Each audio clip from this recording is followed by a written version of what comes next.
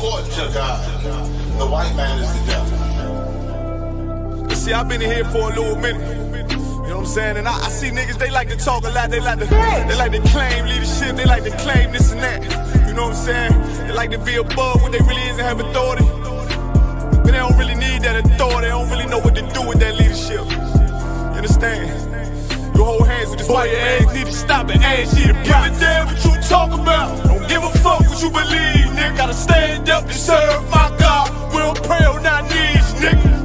Yeah. See, everybody ain't with all that peace talk. Everybody ain't with all that. Let bygone be. Boy, your ass need to stop and ask you the prophets. About to get serious.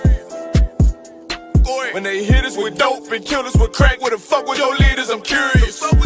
He cashed out on your blood, traded you in and bought a new biz. Ask you the prophets, I tell you the scheme. If you don't wake up, you gon' die in your dreams. I say you won't tell you no more. I swear these crackers try to kill us slow. Just spoke to a nigga and fed the up for parole. Because of the COVID, it feel like the host in this world that don't go together. Know it's gold in the ghetto. I'm in the city blazing with my niggas. Just told the devil the score never settle. Yeah, see the prophets.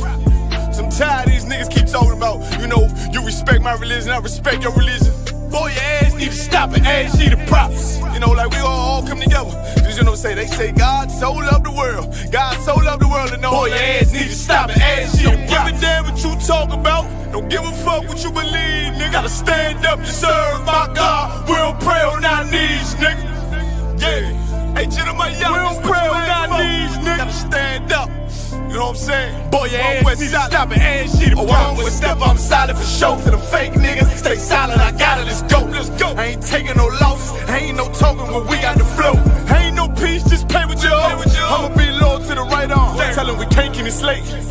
And I can never let bygone be bygone. Got your baby mother on high, got your baby pass through the fire. Ask you the prophets, that baby soul belong to the Lord. How dare you abort it? Death of a failure, bitch, I can afford it. I prepare slaughter, you bring me my water.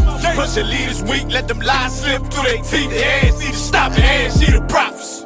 That's just the reality, Christians. I'm sorry to hurt your feelings. I know your pastor lied to you every Sunday for 30 years, but that's what the church is for, lying. That's why they exist, to lie the money out of your pockets. Boy, your ass need to stop and ask you to give a damn what you talk about. Don't give a fuck what you believe, nigga. Gotta stand up to serve my God. We don't pray on our knees, nigga.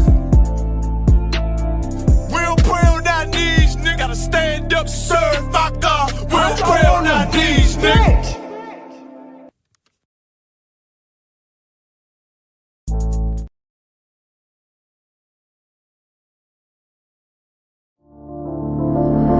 Back roll.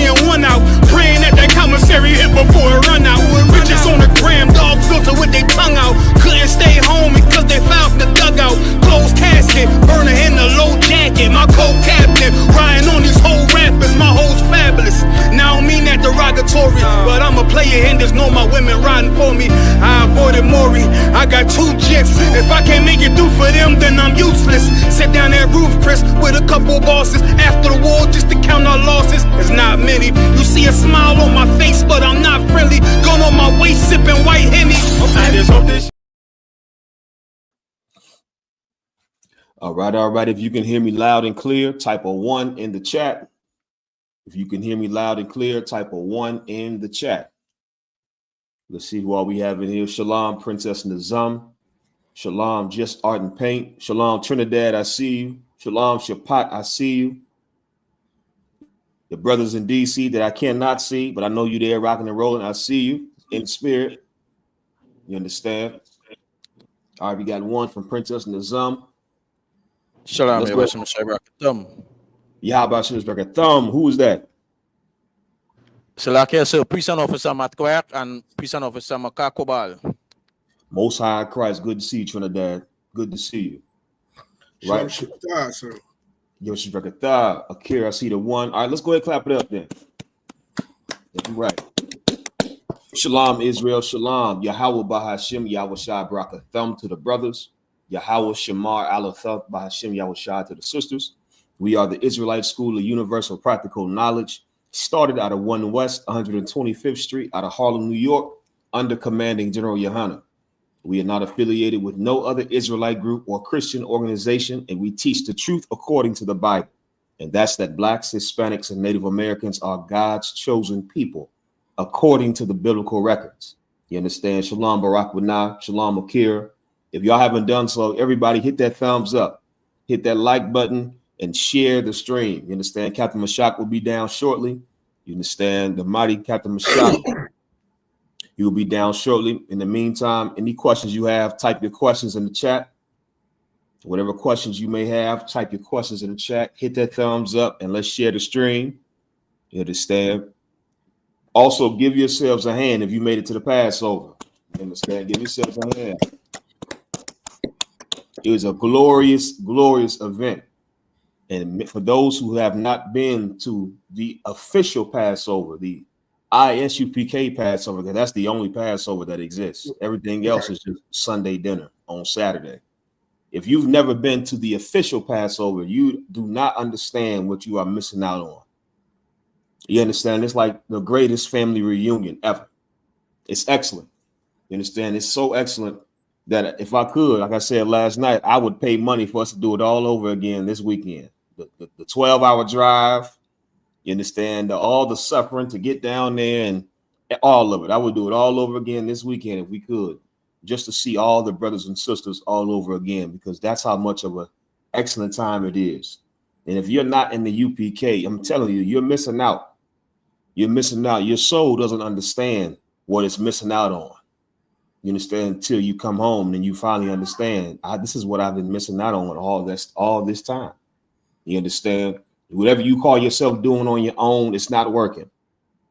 You understand? You was in some group and you going out to the wilderness, or you with some fake group and you think you can be in the truth on your own and do something separate. That's not how this works. That is not how the Bible works. You understand? You cannot be an individual light. The Lord does not honor that. You understand? You're being rebellious. You are no different than all the false prophets that have came up from before, that tried to do things on their own and refused to come up under the order that the Lord established. Well, that order is here in the I.S.U.P.K. under commanding General Yahanna. You understand? Shalom, Ayan Lawanah. Shalom, young man Steve. Shalom, Kelly Usual. Richard said, I never missed out on anything I.S.U.P.K. done. And when you say blacks, who are you chatting about? Well, first of all, Richard, I believe the nickname for Richard is Dick, right? Well, let me tell you something, Dick. I'll tell you who the blacks were chatting about is. The black people that America loves to hate. The black people who had crack intentionally put in their neighborhoods. The black people who have Planned Parenthoods strategically placed in our neighborhoods. The black people who have been attacked, strategically attacked since we've been here. That should narrow it down real easy, because that doesn't fit anybody else. You understand? We're not Africans. Africans don't go through the same things we're going through. Outside of Amadou Diallo, or whatever his name was, name me one African that was killed by the police within the past 30 years in America. Can anybody do that? Outside of Amadou Diallo, name me one African that was killed by the police in America in the past 30 years. Anybody can do that? I'll wait. Shalom, Rakaya. Shalom, Maria. I'll wait, Richard. You tell me that. You can't. Because Africans are not the same people as us. Africans don't suffer the same curses that we suffer because we're not the same people. You know who you can name been killed by the police? I can name you Hispanic brothers that have been killed by the police in the past 30 years. I can do that. I can name Negroes. Go ahead. So even with Amadou Diallo, they thought he was a nigga. The water. I was waiting for somebody to say, because I read the story. You understand? They mistook him for a nigger, or just a regular nigger. They didn't. If they knew he was African, he would not have been dead. And let this be a lesson to you Africans that's cosplaying our culture. You Africans, you come over, you in your stinking country, and you got so much to say about black people, and you look down on black people, and then you come over here and you don't hold on to your culture. You don't hold on to your African culture. You come over here and you want to look like us and talk like us and dress like us. Well, let me help you. It's dangerous being a nigger, Africans. It is dangerous being a Negro, Africans. It is very dangerous because we are under the curses of God. You understand? You are not. You might want to put on your kente cloth and whatever else you Africans love to wear. You might want to embrace all your fufu and igusi and whatever else nastiness you eat. Embrace being African. Because it's dangerous to be us, because we are God's chosen people. You understand what he said? He said, what did Dick say? He said, George Floyd is African. All of you are Africans from West. See, there you go, Dick. You're spewing false information. How can you tell us who we are? If you're African, Richard, then that's who you are. But you can't tell us who we are. I'm not African. You understand? None of the brothers in Trinidad are African. Shapat isn't African. Bakwash in DC is not African. We're not African.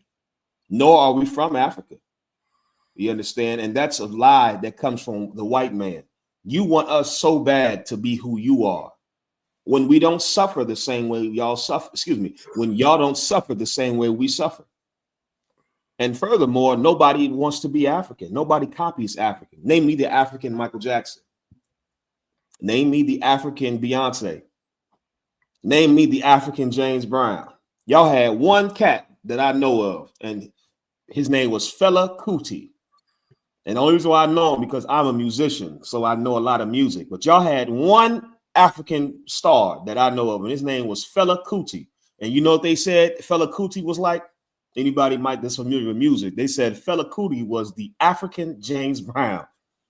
Even the one star you had, they compared him to us. They said he was the African James Brown. Everything you Africans do, you have to copy off of us for it to be significant because you're not God's chosen people. God didn't choose you. And to go into the Bible, the Lord chose from the lineage of Shem. You understand? We'll get it. Get me Ham and the Zondervan Bible Dictionary. Let's get it for Richard.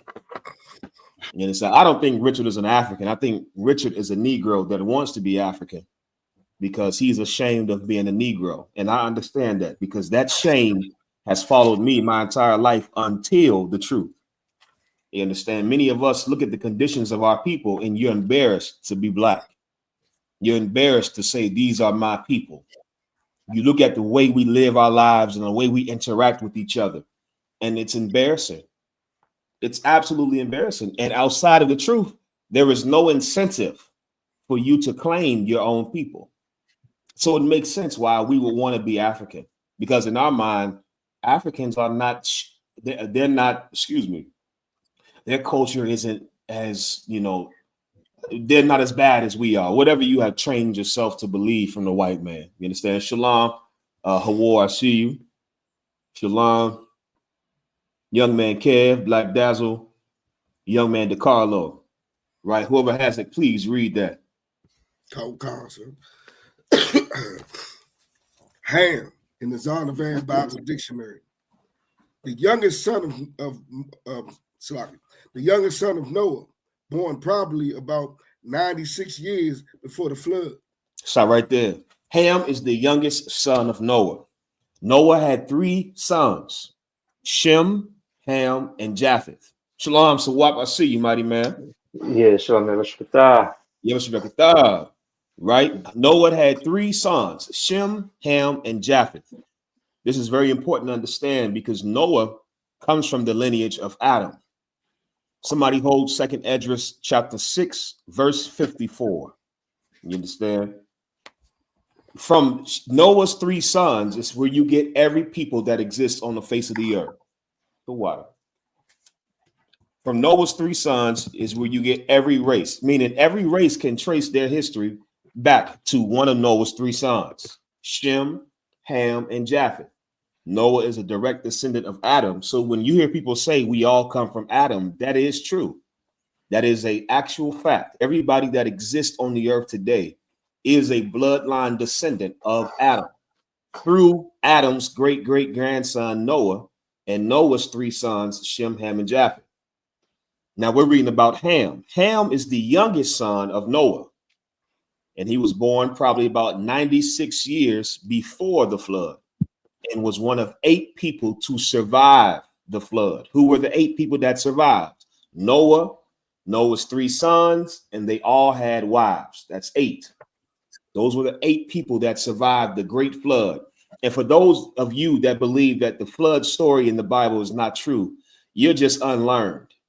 You have so much hatred for the Bible and you want to discount the Bible from being actual history, when if you go all over the world, every ancient civilization has records of a great flood. You think I'm making this up?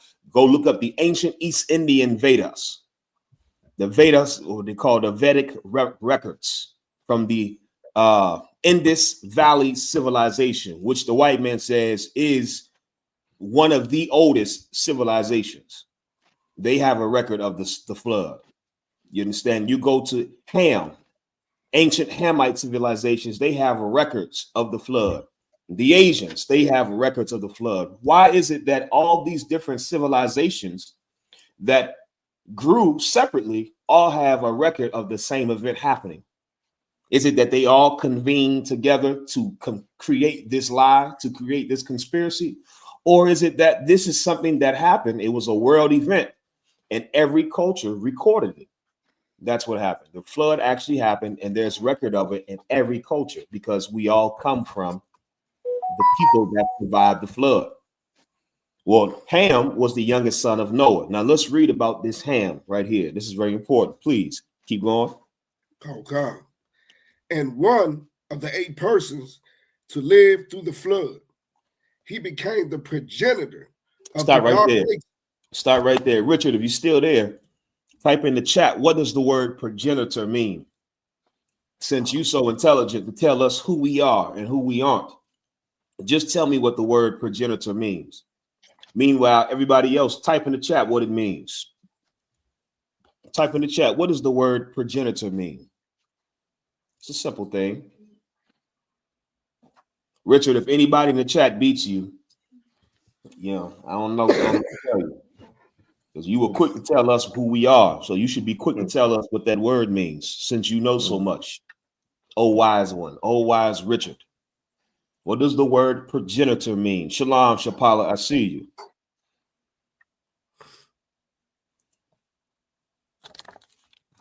If you haven't done so too, make sure you hit that like button, hit the thumbs up, share the stream. Let's push this truth. We had an excellent time at the Passover. That was a beautiful vacation, but now it's back to work. It's back to work, and we got a lot of work to do. You understand? And our King Christ has to return, because if you were in Atlanta with us, brother, you can see that Atlanta is proof that we need our King to come back and destroy this place and establish a righteous society.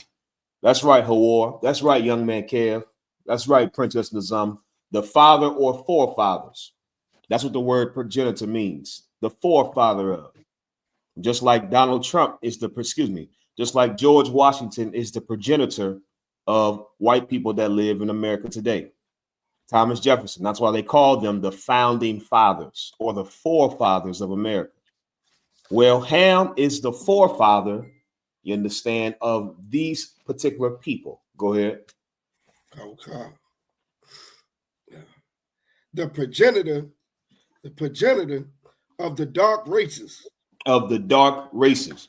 Now, this is very important because if you learn from the white man, they will have you believing that there's only two dark people, Africans and black people. They'll have you believing that those are the only dark races. That's not true. Dark races exist all over the earth. You understand? If you've ever traveled and you've been to these countries, again, what you see in the media, you have to understand all of it. It's influenced by white supremacy. You understand? Even in foreign countries, the images that you're seeing is not images of the true nature of the country. Everyone promotes images that it aligns with white supremacy. Even in Asia, they'll tell you most Asians like to have blonde, like to dye their hair blonde and have white, lighter skin. East Indians the same way. Africans the same way. This is the culture all over the world. So you could be confused into believing that the world is not made up of majority of dark people when it is. You have dark-skinned East Indians, and they have a terrible darkness to them too. You can tell East Indian by their darkness. It's like it's not even the same. It got like a certain tint to it where it's like, ooh, that's a rough one. That's a rough darkness. East Indians are dark. We all know Africans are dark. You said when we were growing up, we called Africans purple black or blue black. You understand? Africans are dark. You have dark Asians. You have dark Australians, Aborigines. You have dark races all over the earth. Does that mean we're all the same people? No. And we're going to specify right here who Ham is the forefather of out of these dark races. Go ahead. The progenitor of the dark races, not the Negroes. Not who? Not the Negroes. Not the Negroes. This is very important. We didn't write this. The I.S.U.P.K. didn't write this. This was written by scholars. You understand? Excuse me. Scholars who have dedicated their lives to studying these things. Now, of course, they don't surpass the scholars in the U.P.K. You understand? But they have certain things right. And this is correct. Ham is the forefather of the dark races, not the Negroes. Who are the Negroes? There's only one group of people that word has been attributed to. Africans don't self-identify as Negroes. We were at camp, I remember, in D.C. If any of y'all that was at this camp, remember, let me know. We were at camp, and there was an African, I think this happened twice. I remember once specifically, there was an Ethiopian woman, and I said, I asked her, are you a nigger or are you Negro? She said, no, I'm not Negro. She was like, I'm Ethiopian. I was like, why aren't you Negro? She's like, because my forefathers didn't go into slavery. She said that. We have it on camera. You understand? Africans understand what you don't understand, Richard. You've been lied to. You've been lied to and deceived into believing something that's meant to take you away from your inheritance as a child of God. Africans understand very well they're not Negroes. That term is very specific, and it's to us, the descendants of the slave trade. You understand? Us. Go ahead, Shapat. If I could, I got a precept. Go ahead. Called the book of Acts, chapter 13, verse 1. Now there were in the church that was at Antioch certain prophets and teachers, as Barnabas and Simeon, that were called Niger. And called Niger. Right. Stop right there. These Okay. prophets this is in the New Testament. You understand? And these were prophets that were in the school at the time, particularly Paul and Barnabas. Simon and Barnabas. That's what it said, right? Simon and Barnabas. And these brothers were called Niger. If you look up the definition of the word Niger, which we have, because we have the old dictionaries, we have all the history and the archaeology, we know what the hell we're talking about. The word Niger comes from is the Latin word black. That's what it means. The word nigger comes from Niger, and the word nigger comes from nigger. You understand? We've been taught that the word nigger means a ghetto, ignorant black person, and that's not what it means. A nigger is short for nigger. Nigger is short for Niger. and Niger is just black. In Spanish, negro, Latin, Niger. It means black. And the prophets in the Bible were called Negro. They were called black. Africans are not referred to as black. Once again, you got to be a little bit older in age to understand this. Africans referring to themselves as niggas and as black, that's a new phenomenon because they want to be assimilated into our culture. But you talk to first generation Africans that have come over here, and they would never allow to be called niggas, Negro, or niggers. They did not identify with that because they understood that's not who they are. You understand? They understood that very well. Now you see the effects of their children being here and their grandchildren being here, and because they want to be cool, and our culture is what's cool, their children now would identify with being niggas and trying to dress like niggas. And I'm black. They'll never say it's not cool to say I'm African. You understand? It's not cool to be like I'm African. It used to be back when black people was ashamed of being black. It was cool to be African. That's why that whole movie Coming to America with Eddie Murphy was so evil, because that was how black people felt. Black people felt like everybody from Africa was somehow a prince. Am I making this up? You understand? You got to be old enough to just to remember. At one point, brother, we assumed anybody from Africa was somehow royalty because we had a viewpoint of Africans that was above us, even though we still called them booty scratchers. You understand? And we knew they weren't us, but we thought that anybody from Africa was like, oh, are you a prince? And they said, oh, you royalty? And so at that time, it was popular for Africans to claim to be who they are. And as time goes on, and then you have rap music and hip hop becoming the dominant culture all over the world, now it's become cool again to be black. And so Africans now don't claim to be who they are off the top. You got to do some investigation to find out, you're not black. You're not black. He's like, well, yeah, you got me. My parents are from Nigeria. He's like, yeah, see, you're trying to be us, but you're not us. And you stick out. Go ahead, Shapat. It's like, if I may, it's heavy how you say it, because whenever somebody in America, a black person, claims that we're from Africa, they never claim to be the people who take baths in urine, you know what I'm saying, standing under a cow while he's urinating or doing under them nasty things that they do. It's Right. always, we was the kings and queens. Somebody That's had to be them nasty people. Okay, we got Richard back. He said, we're Africans and Africa is taking over music and a lot of things right now. We climbing back up. I'm glad you said that, Richard. What African is taking over? Just name me one, Richard. Name me one African that is taking over music. And I'm going to show you something. And don't take long to respond neither, Richard. You say we're Africans and Africa is taking over music and a lot of things. Name me one African that is taking over music. And I'm going to show you something. Keep reading. Where we at? You had Acts 13:1, and then we had Ham. Yeah, let's go back to Ham. Read that, Shapat, while Richard responds. Calm. He became the progenitor of the dark races, not the Negroes, but the Egyptians. But the Egyptians, those are Africans. You understand? In the Hebrew, Matazarium. You understand? Matazarium in the Hebrew, Mizraim. That's the original name of those people according to the Bible. Mizraim in English, Matazarium in the Hebrew. The ancient Hebrew, the Egyptians, go ahead. Ethiopians. The Ethiopians in the Hebrew, Kawash, in the English, Cush. You understand? That's who they are. Ethiopians will tell you the original name of that land is Abyssinia. That's not true. They had a name before Abyssinia, and it was Cush, Kawash in the ancient Hebrew. Keep reading. Libyans. The Libyans, Foot, or in the Hebrew, Pawat. You understand? Pawat, Foot, P-H-U-T. Keep reading. And Canaanites. And Canaanites. You understand? Canaan in the Hebrew.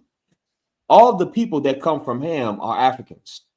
Every African nation that exists today comes from Ham.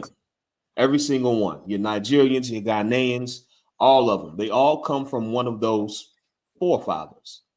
You understand? And furthermore, we're currently in the Feast of Unleavened Bread. right. The whole Feast of Unleavened Bread and the Passover is the commemoration of the Lord killing the firstborn of the Egyptians. How do you think that we're African when the Lord said himself, I have put a difference between you and the Egyptians? There were no Israelites that died when the Lord smote the firstborn of the Egyptians. None of us died. None of us niggas or Negroes that were in Egypt. None of us died. But the firstborn of every Egyptian did die because the Lord himself put a separation between us. We're not the same people. And the Passover is a celebration of the death of the Egyptians. I don't even understand how you can fathom we're African when the biggest high holy day in Israelite culture is the celebration of the slaughter of Africans by the Most High God. You're an idiot. You understand? You don't understand the Bible and you don't care about the Bible. You want to believe whatever feels good, and you believe in your African feels good. And because you didn't answer the question, I'm going to answer it for you. I asked who's an African that's taken over? Let's say Burna Boy. Burna Boy, I keep hearing this name thrown out a lot. Burna Boy didn't get famous playing traditional African music. This is the thing that you Africans, you always love to bring up these your famous Africans, but you never talk about how they didn't get famous playing traditional African music. Burna Boy got famous trying to sound like he was from the Caribbean. Right. That's how he got famous. He got famous trying to sound like the tribe of Benjamin and sampling music from the tribe of Judah. Burna Boy didn't get famous from African melodies and African dress and attire. If you look at how he dresses, you would say that's how niggas dress in America. You just how he sound. That's how niggas sound in the Caribbean. There's nothing African about Burna Boy except him being African. Everything about him is him putting on our culture, and it has been successful for him. I'll name you another famous African that's supposed to be from DC. Wale. For those of you that don't know, Wale is somebody that claims to be from DC. And if you were to hear him, you might mistake him for being one of us. He real popular, used to be real popular out here. Wale is an African, and Wale did not get famous by singing African music. Wale got famous by rapping and trying to sound like us, by dressing and trying to talk like us, niggas in DC. The Water, young man Kev, Nipsey Hussle was another one. There was nothing African about Nipsey Hussle except him being actual Ethiopian. Nipsey Hussle, when I first heard him, brother, I said, this sounds like a knockoff Snoop Dogg. That's what Nipsey Hussle sound like to me. You understand? He sounded like a knockoff Snoop Dogg. He didn't dress like Africans. You wouldn't know Nipsey Hussle was African unless you found out what his real name was. I believe his real name was Ermias or something like that. And because I'm good with geography and certain things, I know off the top, Ermias is a notorious Ethiopian name, or Somalian, Eritrean, all the same thing name. Nipsey Hussle, Barack Obama said Shabuzi. Shabuzi is from Northern Virginia, right outside DC. And Shabuzi, I had to tell Captain Shock this. Captain Shock was surprised when I told him, because we had both liked the damn song. Everybody in the bar in Nipsey, everybody loved that song. You understand? And then I found out that this nigga is an African. What do Africans know about country music? Country music is a genre of music that was started in America by slaves, by black slaves. And this African got famous from singing a genre of music that was exclusively started by us. Akon is another one. The Water Arawadia. Akon's most famous song is what? What is Akon's most famous song, y'all? Locked Up. The Water Locked Up. Akon got famous from portraying black people's lives. You understand? Akon didn't get famous from portraying. He from one of them nasty Hamite countries too. He from Uganda or somewhere in the middle of the nastiness. Akon from the interior of nastiness. He from Uganda, and he didn't get famous from pushing Uganda music and Uganda culture. Akon came over here and he attached himself to quote unquote black culture. None of the Africans that you try to claim is taking over music and film is being African. They have to be us in order to be seen. because Senegal, the water ROI is Senegal, because nobody cares about Africans. Nobody cares about African culture. There's nothing about African culture that is appeasing or worth imitating. Go ahead, Shapak. It's not about me. You know what I'm saying? Here in DC, we never cared about Wale or Uchi Wale, whatever his name is. But like to prove it, like I used to live in Houston, and my homie asked who was our rappers. I said we ain't got none. The next day he came and said, "Yeah, I do got a rapper, Wale." I said nobody listened to him, and called several homies, and they all used slurs to describe how they didn't like Wale. Yeah.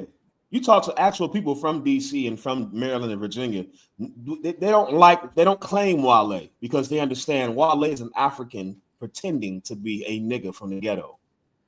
You Africans got to stop that. You know damn well you don't know about the struggle. Your parents are doctors. You understand? Your parents come over here and are doctors. Your parents are doctors. You living in mansions. We know where you live. You all in Bowie, Maryland. You all in Laurel and Upper Marlboro. You're living in damn mansions, and then you want to come play in the ghetto with the actual niggas and want to be niggas because guess what? You have all this money and privilege, and you still recognize that there's something appealing about these niggas in the dirt. We're God's people. That's why. We make poverty look good.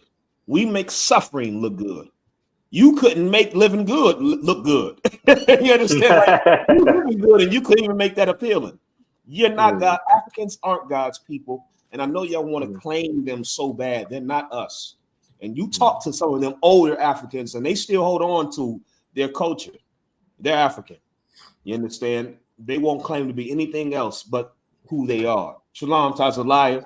Shalom Adinah. Shalom Ra'ayah. Okay, who we got? Akira said these African actors and actresses do this as well, playing roles of oppressed black people in movies like Queen and Slim and All American. Brother, that's Cynthia Erivo. Because pull up a picture of Cynthia Erivo, please. This Cynthia Erivo, brother, I remember when this happened. Say it again. So like, is that bald-headed one? Yes. Who's supposed to play Storm? Yeah, the one that looked like an ant. Or a grasshopper. Pull up a picture of her. Cynthia Erivo, brother, when they made the Harriet Tubman movie, they decided to cast this Nigerian woman, and this is how you know black people in the spirit know we're not the same people, because there was so much backlash from the black community that they had the nerve to cast a African woman as one of our heroes, Harriet Tubman. So y'all can come on here and talk all consciously and all that nonsense, but in spirit, all you niggas know we're not the same. And you were offended that they would cast an African to play one of our heroes, a actual sister from the tribe of Judah, Harriet Tubman. That's who they got to play Harriet Tubman. She's like an insect. And that's who you got to play one of our heroes. How shame on you, Hollywood. Shame on you. Harriet Tubman in her worst day did not look like that thing. You understand? But you want to push the agenda so bad that Africans and black people are all the same, and we're the same people, and Africans are closer to the motherland. Africa is not the motherland. You understand? The Bible says what the quote-unquote motherland is. Give me the precept. Give me the precept. I'll show it to you. Anybody have any questions? Type the questions in the chat. Shalom, Dwayne Davis, I see you. You understand? I see you. So right here, we just read that Ham is the forefather of the dark races, not the Negroes. So now the question that you should ask is, if the Negroes do not come from Ham, like the Egyptians and all the other Africans come from, who do the Negroes come from? That's what I would ask, just logically thinking. That's what I would want to know. Well, hold on. If Ham is the forefather of the dark races, but not the Negroes, then who do the Negroes come from? That's what you should ask. And of course, I'll tell you, I'll give it to you. Shalom, young man Joseph, I see you. I'll get that to you in just a second. Whoever got the precept about the mother, where we really come from, get that for me. Sir. The book of Galatians, chapter 4, verse 26. But Jerusalem, which is above, which is above is free, which is the mother of us all. But Jerusalem is what? Which is above is free, which is the mother of us all. Which is the mother of us all. You've been believing that bull, that BS, that Africa is the motherland. And they get Hollywood feeds you more BS to believe the nonsense. That's why that Black Panther movie was so evil. You understand? The Black Panther movie was so evil because it fed into your fantasy of wanting to be anything other than who you are. You want to be African, and you'll be whatever. You'll be whatever. And that's why white people make fun of us. You understand? And white people, they're evil and racist, but they're right in this, that when they say black people have been claiming to be everything, and they got little memes. We was kings. We the original Vikings. We the original this. Like white people, they recognize, brother, that we are trying to attach ourselves to whatever we can attach ourselves to. You understand? And it's embarrassing. It's embarrassing that we are trying to attach ourselves to everybody else's culture except our own true culture. If you are Black, Hispanic, or Native American, you are an Israelite. You are a child of the Most High God, Yahweh of the Bible. We are his special chosen people. If you are Black, Hispanic, or Native American, you are nothing else outside of that. And the fact that you don't want to claim who we are is proof that that's who we are. You don't want to claim being an Israelite, being who we are, is because that we suffer these curses. Richard said Africans are oppressed. What are our on about? Look how they live. You got to learn how to type, Richard. You understand? You got to learn how to type. Give me Deuteronomy 28. Deuteronomy 28. Richard, if you're going to be coming up against the truth, you got to at least be grammatically correct. You understand? What are you trying to say? You said Africans are oppressed. What are our on about? Look how they live. I don't get what you're trying to say. Africans, if Africans are oppressed, the white man is oppressed, Richard. Africans come over, you can type this up. Anybody know for the past couple of years, what demographic of people, hold on, give me 1 second, hold on. Shalom, Lord of Christ.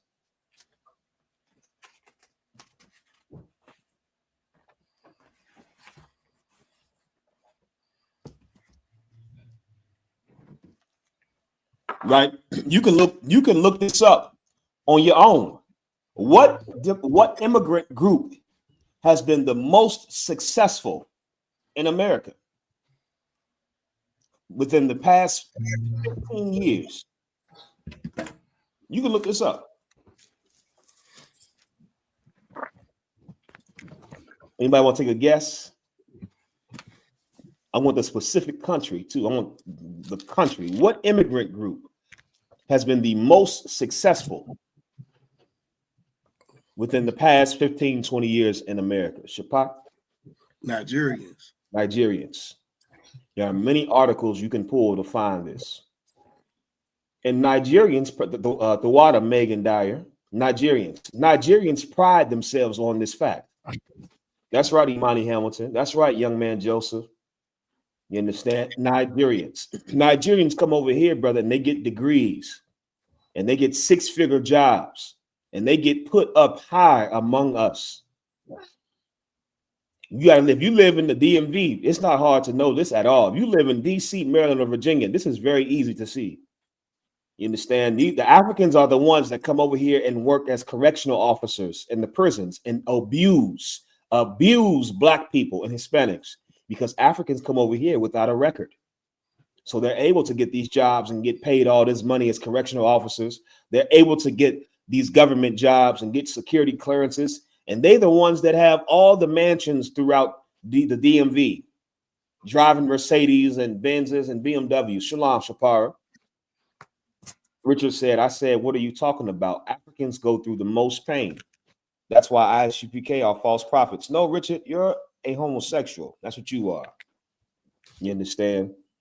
Because for you to even open your mouth to say that Africans go through the most pain is just a blatant lie. You understand? That's a very gay thing to say of you. You understand? That's not even true. Africans don't even. Africans attest to that. You ask an African in America, does he suffer the worst? He would be ashamed. Oh, I don't suffer. I live well. I live well. Look at what I have. He would shame you in what you just said. Hey, Salakia Stefani. Go ahead, Sawap. Just listening to them and hearing the voice, it sounds so disgusting. Right. So disgusting and so, you know, that you portraying or kind yourself to be one of them, it lower your standard of life. Because now they as I say, the so disgusting is like they remove every culture that you have, and it's like, who the hell want to be like them? Right. Especially knowing who you is right now, and the truth, you know, circulating and coming out more, and black people understanding that they are not Africans.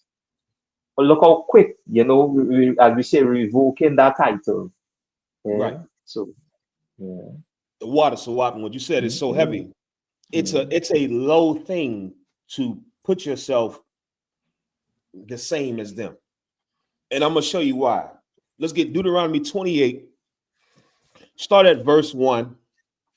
We're going to read that. Shalom, Imani Hamilton. Shalom, UPK Yakudah. Shalom, Shapara. Right, I see. If y'all haven't done so, everybody hit the thumbs up. Hit that like button. Share the stream.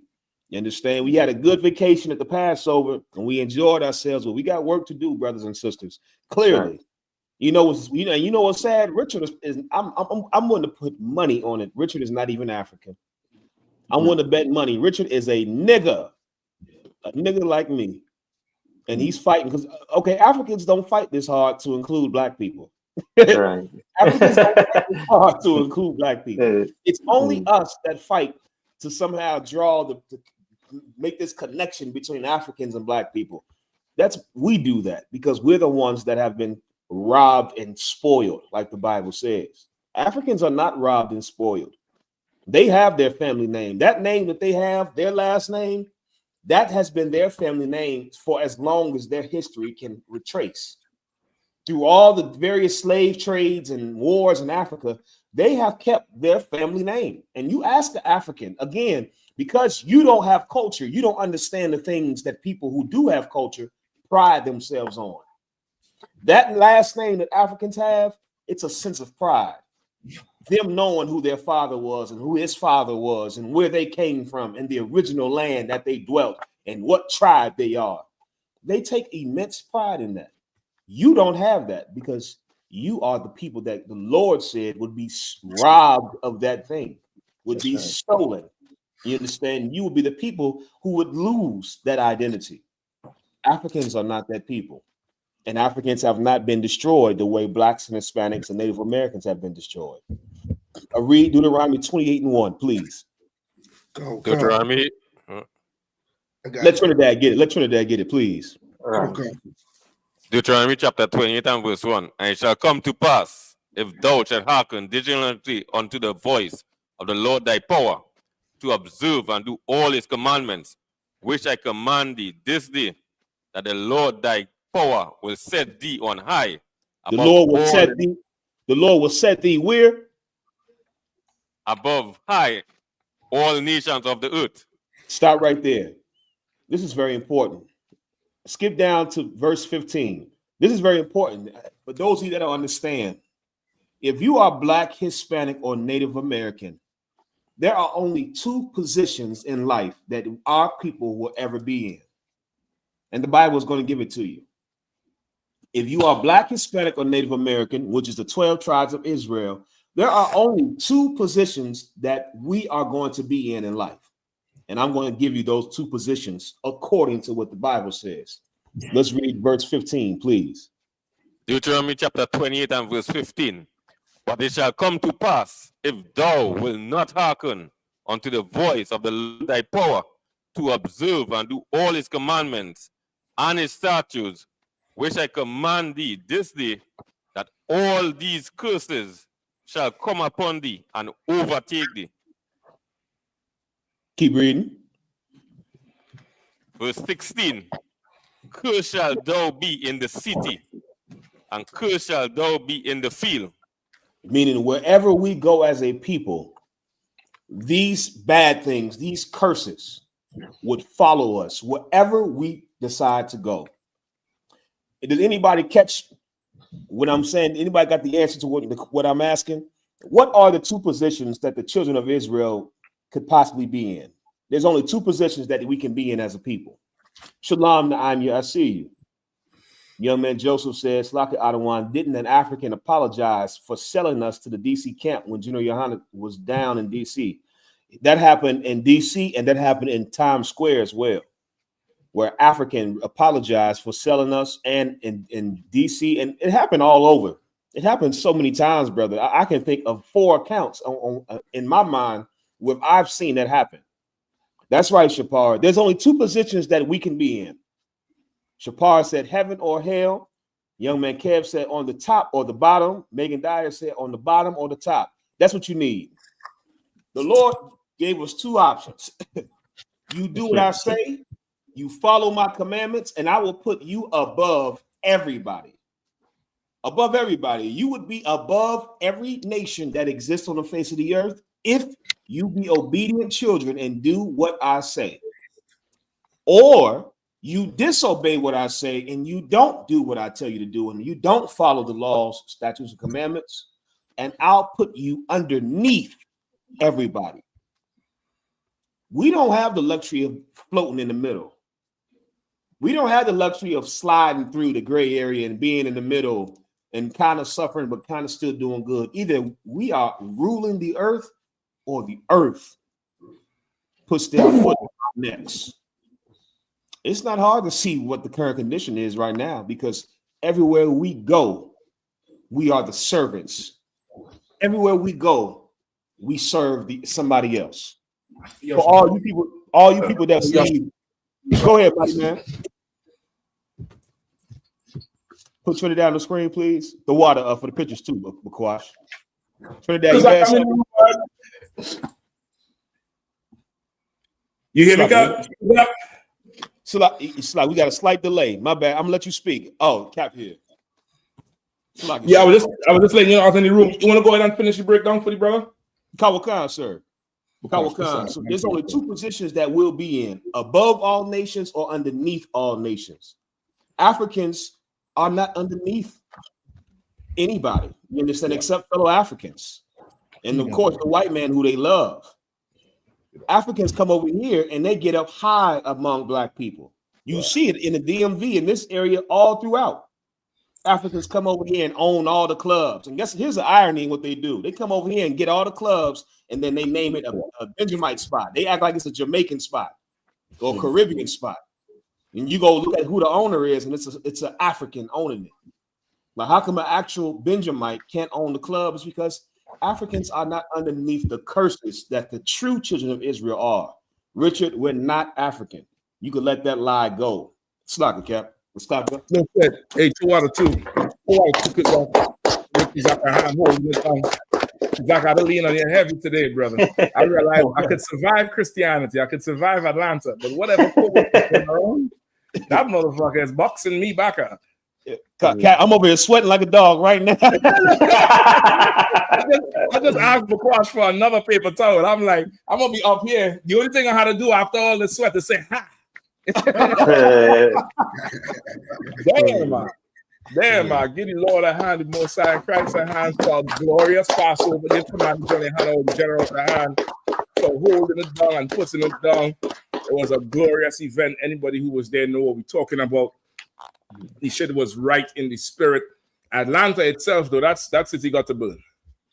That city got to go. The only thing good, Jeremiah said it a few months ago.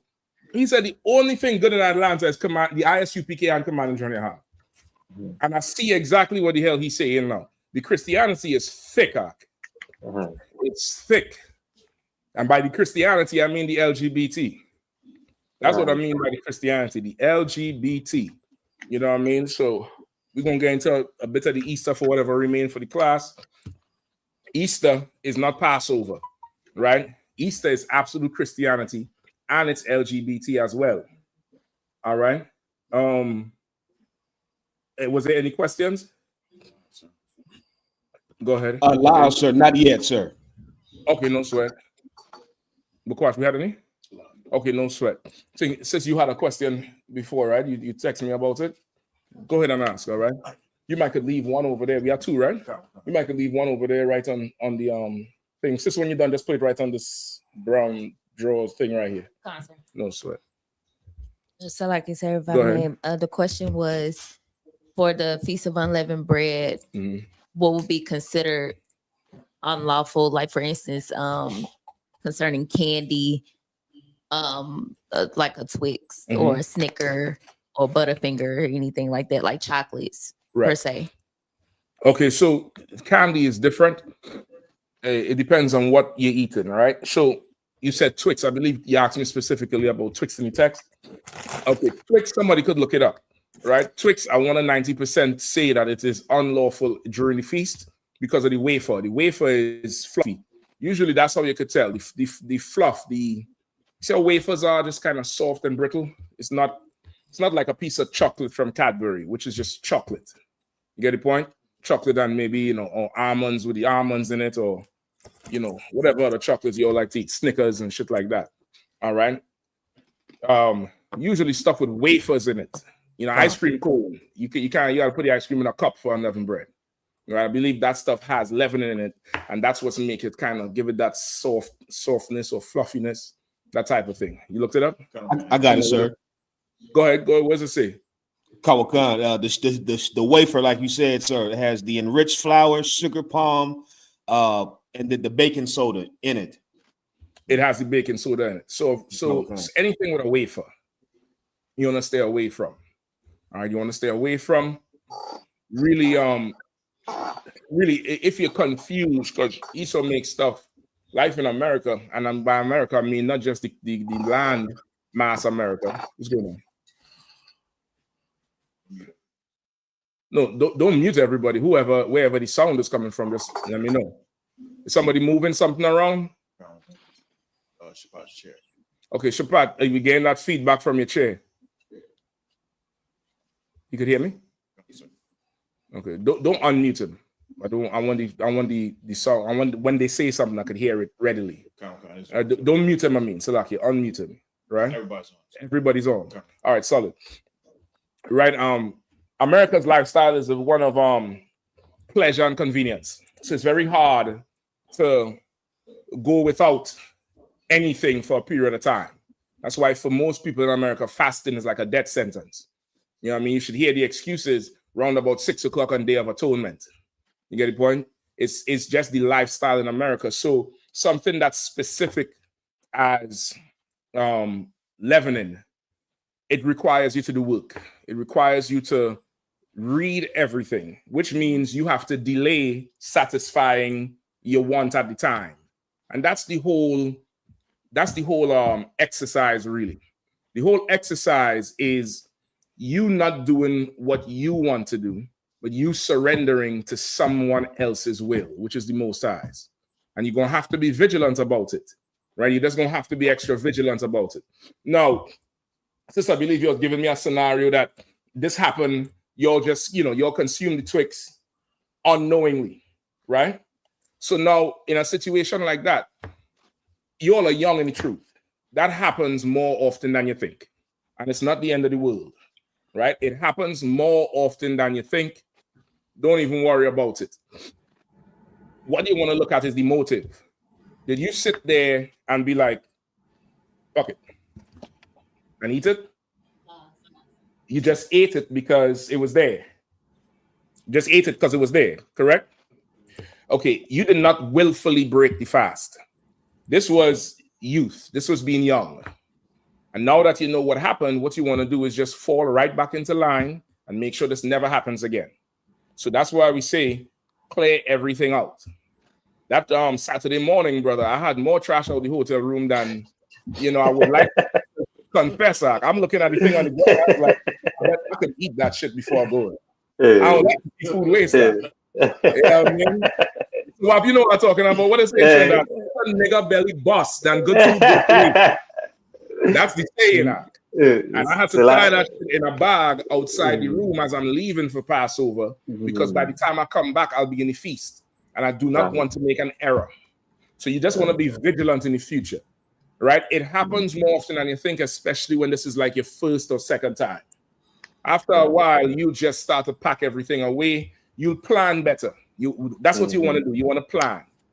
You want to obey a clock. Part of being militant is following orders from someone, and because of technology, something else, right? You could obey that clock.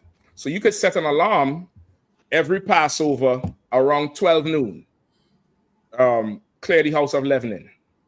So that whether you in the Passover venue or you're at home because you're excused for some reason, you'll know to clear the house of everything leavening, right? A few days before Passover, you could set an alarm on your phone. Stop for unleavened snacks, unleavened food. So you already have stuff to eat.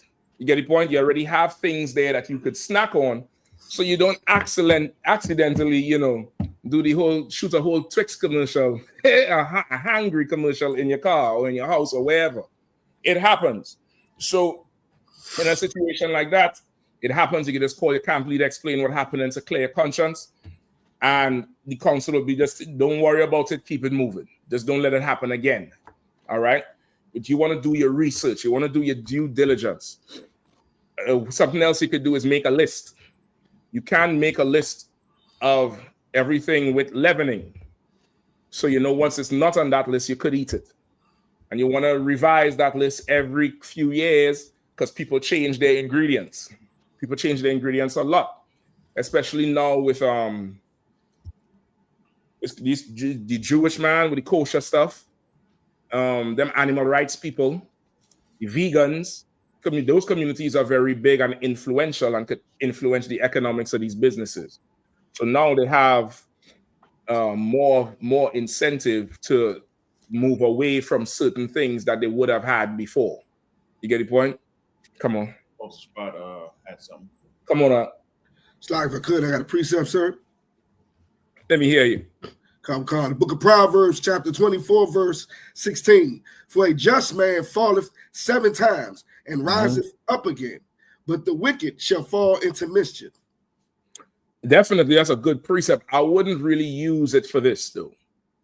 I wouldn't use it for this because this is not. That would more be like if you have a addiction problem or you having a problem, with something else. This is not, this is not that regular. The frequency of this is not that regular. You get the point, Shapat? This is not this. I would not use that one for this because this is we talking about once a year, and the minute you eat it, it's like, oh shit, I done fucked up again. You get the point? I'll tell you when another time it happens. Day of Atonement. Day of Atonement depends on how your weekend go. You could get up in the morning and go straight to the fridge. I done did the shit. I went straight to the fridge, pour myself a drink, reach right here and say, oh shit, glass drop every goddamn thing. It hasn't happened to me before because the way our life is, we are automatic and we don't live in a culture where it's everywhere. You get the point? We don't live in a culture where the cartoons is Passover. The Nickelodeon has unleavened bread series running, like what they do for Halloween or Christmas or birthdays or Thanksgiving. We honestly are a police unto ourselves. Give me that one. Give me for these they do the law without the law. Give me that one. That would be a better one. Let me think another one. What's the other one with the stipulations Paul gave them in Acts?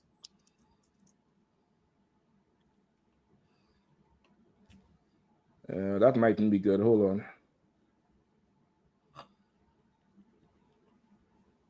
Who was the first one?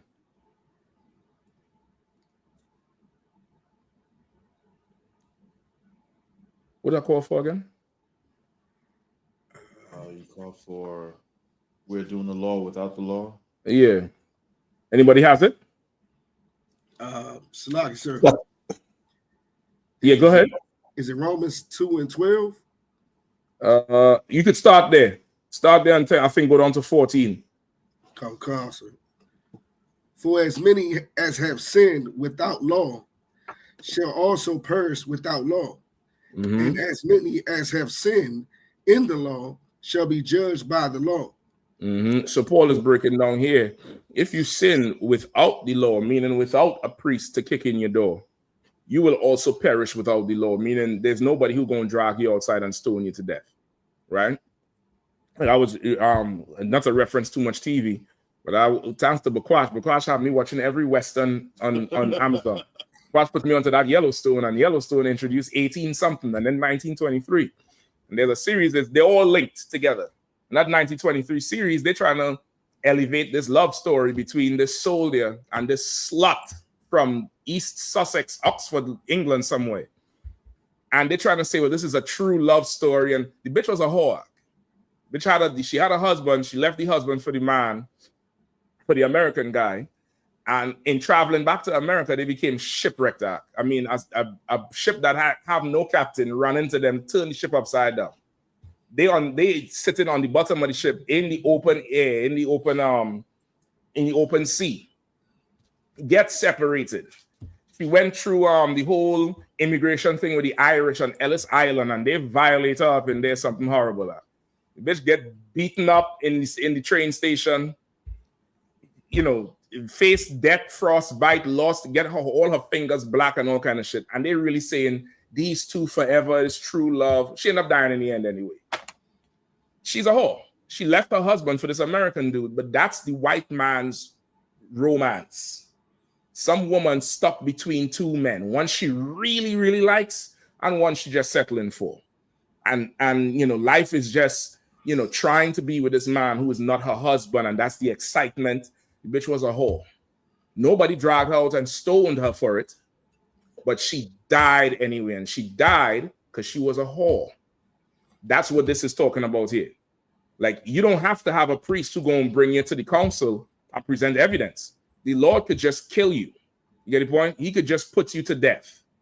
Give you enough time to change, and you don't change, and something unfortunate happens to you. That's what it means here. Keep going. For not the hearers of the law. Give me from and as many. For as many as have sinned without law shall also perish without law. Go ahead. And as many as have sinned in the law shall be judged by the law. Right. So now you sinned in the law, meaning there's a government, a system set up with somebody who is going to punish you for what you did. You are going to be judged by the law, which is what Commander General Yahanna is setting up in the Israelite School of UPK, the government of Israel, which is what council is. Council is no different than somebody taking you to court. You get the point? You're going to be judged by the law. The law meaning the established body that judges matters according to the law. That's what the law in this context means, right? Keep going. For not the hearers of the law are just before God, but the doers of the law shall be justified. For not the hearers shall be just, but the doers of the law. What does that mean?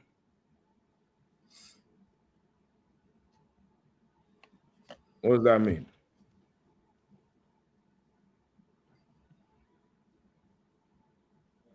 Go ahead. Does that mean so the hearers of the law are not just before God? So he's saying it's because you know the law. You're not justified, in the law. But the people who are actually following, who are not committing adultery, people who are not selling drugs, people not whoring and whoring out their sisters, those are the people that are actually following the law, doing the law. They're justified. They're justified because the law cannot punish them. Get the point? The law is powerless when it comes to those people. You get the point? Keep going. For when the Gentiles, which have not the law, do by nature the things contained in the law, these, having not the law, are a law unto themselves. And that's damn near what you have to adopt to be in the Israelite School of UPK, to be in the truth. You have to become a law unto your own self. You have to judge the matter yourself. Like, you damn near have to pull yourself over, if that makes sense. It's like how you could be driving and a cop pull you over and check your shit. You have to do that ahead of time. You have to become hyper vigilant about keeping your culture, keeping your ways. This is much more bigger than just you on one feast day or one holy day. This is about preserving a way of life that this earth wants to see die, wants to see go away, doesn't care about. You understand? That's what this is here. So you're gonna have to be hyper vigilant about it. You can't be slack. You can't be lazy. You can't take things for granted. No, I ain't telling you to be OCD about it, but you're gonna have to put some sort of preparation in place. That's really General Haas always have a saying: preparation prevents piss poor performance. If something goes wrong, it's because 9 out of 10 times it's because you didn't prepare well enough. And you could still prepare well enough and something do go wrong. But the usual thing is preparation. In a situation like what happened with the Twix, that was preparation. You all just did not prepare well enough. You didn't do it. The thing happens. Your motive was not, F that, I'm eating this because I love Twix. You get the point? That wasn't your motive. Your motive was, I need some, some people have a sweet tooth, right? They need a candy. They need something, whatever. That's all it was. It was their absent-mindedness. You're coming back from Passover, you're not fully aware that you're still in the feast of unleavened bread, right? You want to be prepared. You want to prepare.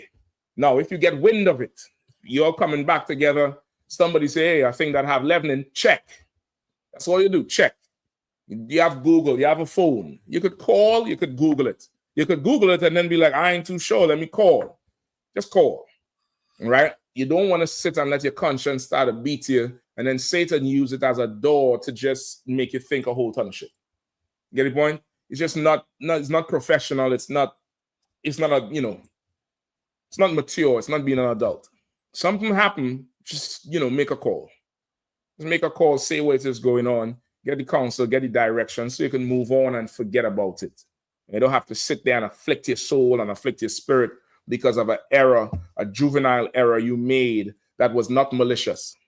You get the point? It was not malicious. It wasn't like you said, you know what, this flatbread is just flat. I need something with some puff in it. Let me go make this yeast and that's not what you did. You get the point? It wasn't like you wasn't like Sakari that you didn't like vanilla, so you went to get, I don't know, whatever flavor a peg is. You get the point? Like he did that shit on purpose. You saw the latest text messages, right? Awesome. Oh Lord. Oh, how Drake said? Oh Lord. Hold on. Because where should I send this? Text her. Not Facebook Messenger. Maybe I could send it to the DC page, right? Is it logged in or send it to yours? DC page or what? You can send it to the messenger, sir. To your messenger? Facebook Messenger.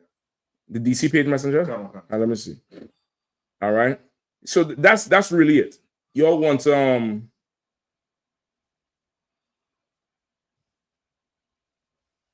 you want to do that. You want to be more prepared. You want to be more diligent about it. All right.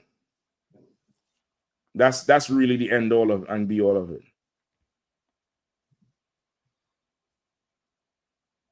I hope I send the right text messages. Hold on. All right. So that's it. You wanna know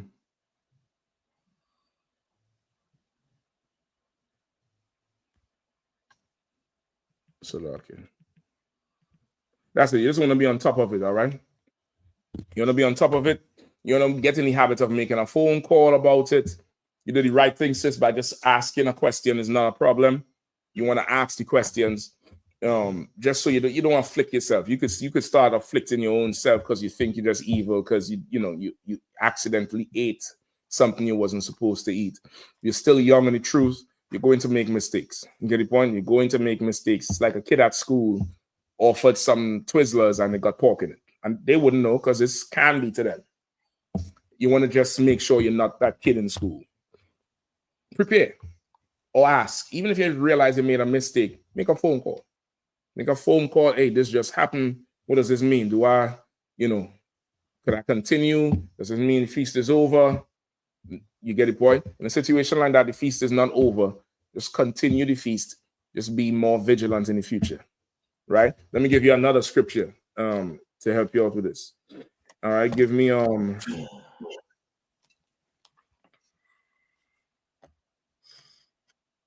Judges 5 and 11.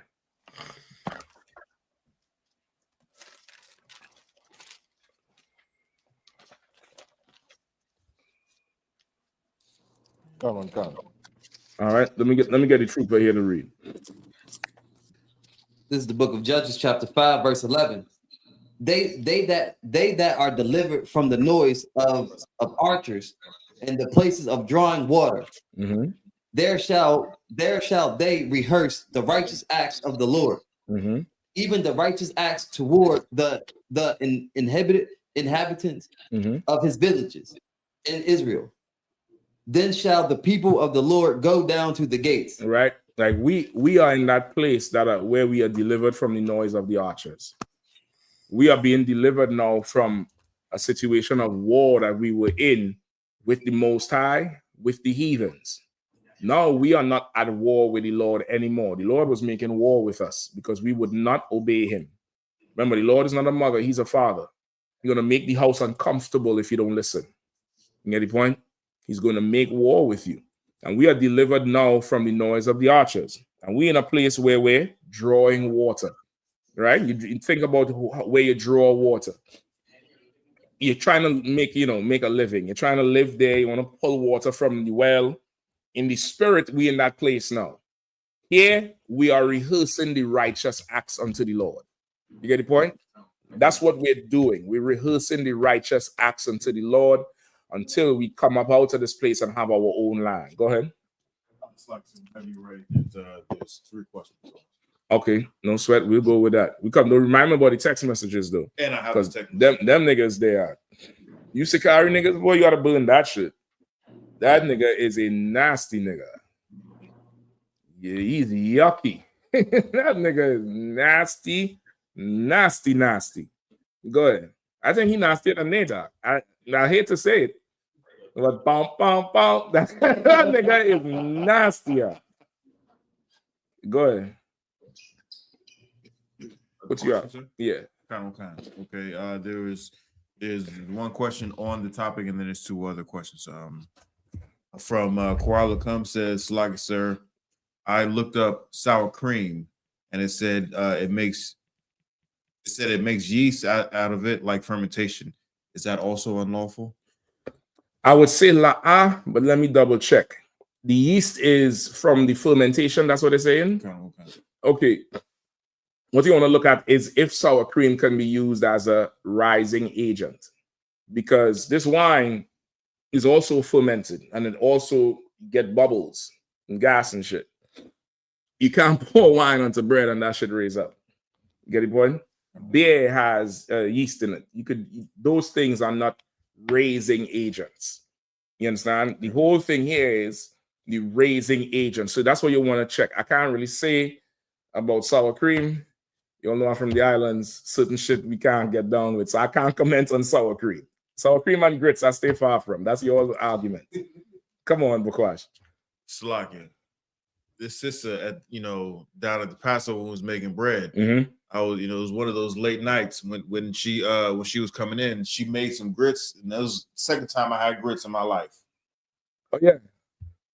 Might check your registry out. No, I'm joking. I'm from the north, so you're trying to think grits is a country thing. It is. That's why I'm staying out of that shit. I ain't saying nothing more. But I can't say for sour cream too much because I don't really dabble in it like that. So I don't know. You could look it up and see. Does it have raising properties? Is it a raising agent? If you leave it over time, will it expand the bread? That's what you want to look at, right? Because the whole premise of this was we had to eat fast.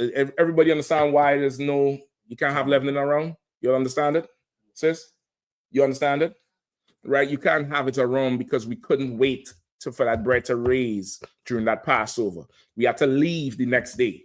So whatever dough was made, you couldn't wait for it to be raised. You had to make it right there because we had to get out. You got to keep that same spirit with it. You understand? So as for the sour cream, just look it up. Let me know what you find. If it's a raising agent or not. All right. And the second question is from Imani Hamilton says, Salaki, sir, can you explain why the brothers come and salute the Torah at the Passover?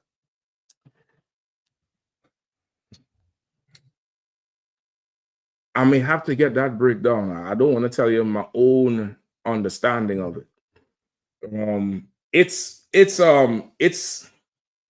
not swearing in on a Bible, but it's pledging your life to the law. You understand? It's like more like pledging your life to the law. That's really, it's a practice of that, of saluting the law. Like this, you know, bless me by this, right? Is Yahweh Ba'Hashem Yahweh Shai Barak Yah, right? Bless me. Yeah, put your hand on it. So it's like you pledging your life to this, and by this, you being blessed. All right. I'm gonna get a further breakdown on it, maybe to more of the general teaching. I'll ask Captain Ashaparium. He could give me a more understanding of it. Me personally, I just do what the hell I'm told to do. I don't need to understand too much. I get told to go there and do that. I'm doing that shit. I see the men above me who are way greater than me saluting the Torah. I want to be great too. I'm going to salute the Torah like they salute the Torah. If I see the men above me who are greater than me run and jump off a cliff, guess what the fuck I'm doing? Guess. Who knows? Guess. Who knows? Run and jump off. Jordan time. Going off that cliff. That's a spirit that you have to have in here, because in the world, you've done followed people who are less worthy. You've done followed things that are, you know, not of the Lord. You get the point? Not of it. So it's a good spirit to develop in here. The Hebrew Academy helps you a whole lot with that, because surely at some point in time in that academy, you start asking yourself, why are you doing it? Why am I even here? Right. And Bukwash was the instructor.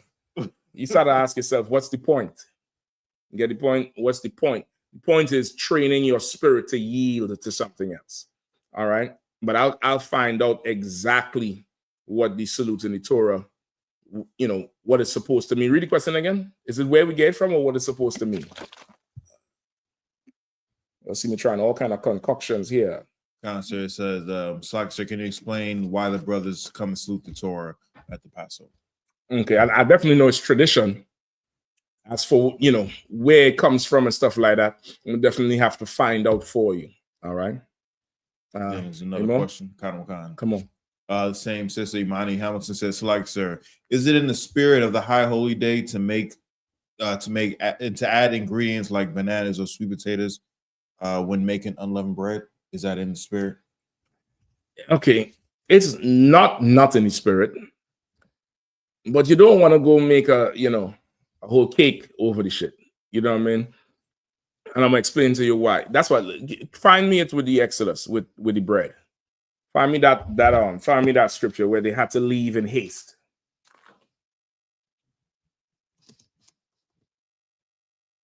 All right, it's definitely not out of the spirit. All right, you definitely could put different things in there. Somebody made an unleavened cake, I believe. Some cakes in a jar that I didn't get none of. And I didn't taste at all. I didn't see them. I didn't get to taste none of it. And I heard it was great. And I'm saying it now so shit could be made right in Israel. I'm just saying it. Maybe the cake didn't exist. Right? So you can put different things in it. You could put some cinnamon. You could put, flavorings of your choice, of course, that has no leavening in it. You found it? All right, give it to me. This is the book of Isaiah, chapter 52, verse 12. For ye shall not go out with haste, nor go by flight, for the Lord will go before you, and the God of Israel will be your and the God of Israel will be your reward. Okay, I don't think that's what I wanted. What I would want would be what? Exodus? Go ahead. It's Exodus chapter 12, we're going to start at 33, sir. Mm-hmm. Verse 33. And the Egyptians were urgent upon the people that they might send them out of the land in haste. For they said, we will be all dead men. And the people took their dough before. Were you at 12 and what? 12 and 34 now, sir. Okay, go ahead. Verse 34. And the people took their dough before it was leavened, Mm-hmm. their kneading troughs being bound up in the clothes upon their shoulders. And the children of Israel did according to the word of Moses, and they borrowed of the Egyptian jewels of silver, jewels of gold, and raiment. Mm-hmm. And the Lord gave the people favor in the sight of the Egyptians, so that they lent unto them things that, I think that was it, sir. No, you skipped down. 39. 39, count. Verse 39. And they baked unleavened cakes of the dough, which they brought forth out of Egypt, for it was not leavened, because they were thrust out of Egypt and could not tarry, neither had they prepared for themselves any victual. Right. So we had to just eat it as is. You put it on the fire, roll that shit out, because you couldn't wait for it to, raise up. Right. All the kneading troughs, that bowl they would use to knead was already packed up. You understand? Skip up in 12 to hold on.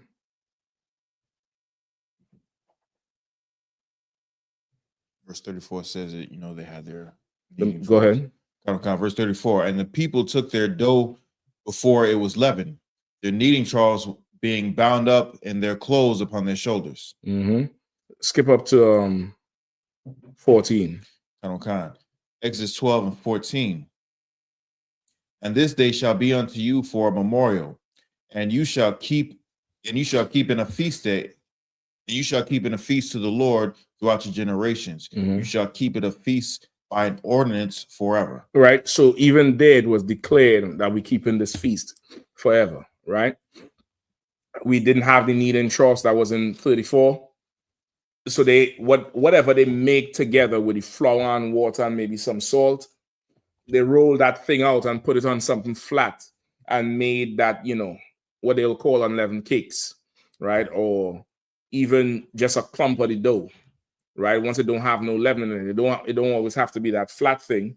You could make it like how you would roll a loaf, but it's normally you would section off pieces, and the yeast would raise that up so you could get more pieces out of a lump. But if this is just a solid piece, that shit is not, ain't no yeast in that. You just, take that piece, you make it however, and bake that. You put that in just like that. Remember, you want to keep the spirit of, we doing this because this time we couldn't afford to make the nice thing we would have normally made. You get the point? That's the real spirit behind it. Even the Passover dinner is always to eat with that weapon in your hand, eat with haste, eat watching, because this thing here, death was coming. And what the instructions Moses gave them was military instructions. Be prepared, because these Egyptians might come through your doors with what's going to happen. That's why we had to eat with our weapons in our hand. You're familiar with that? Find that for me. All right, Exodus, give me hold on. 11.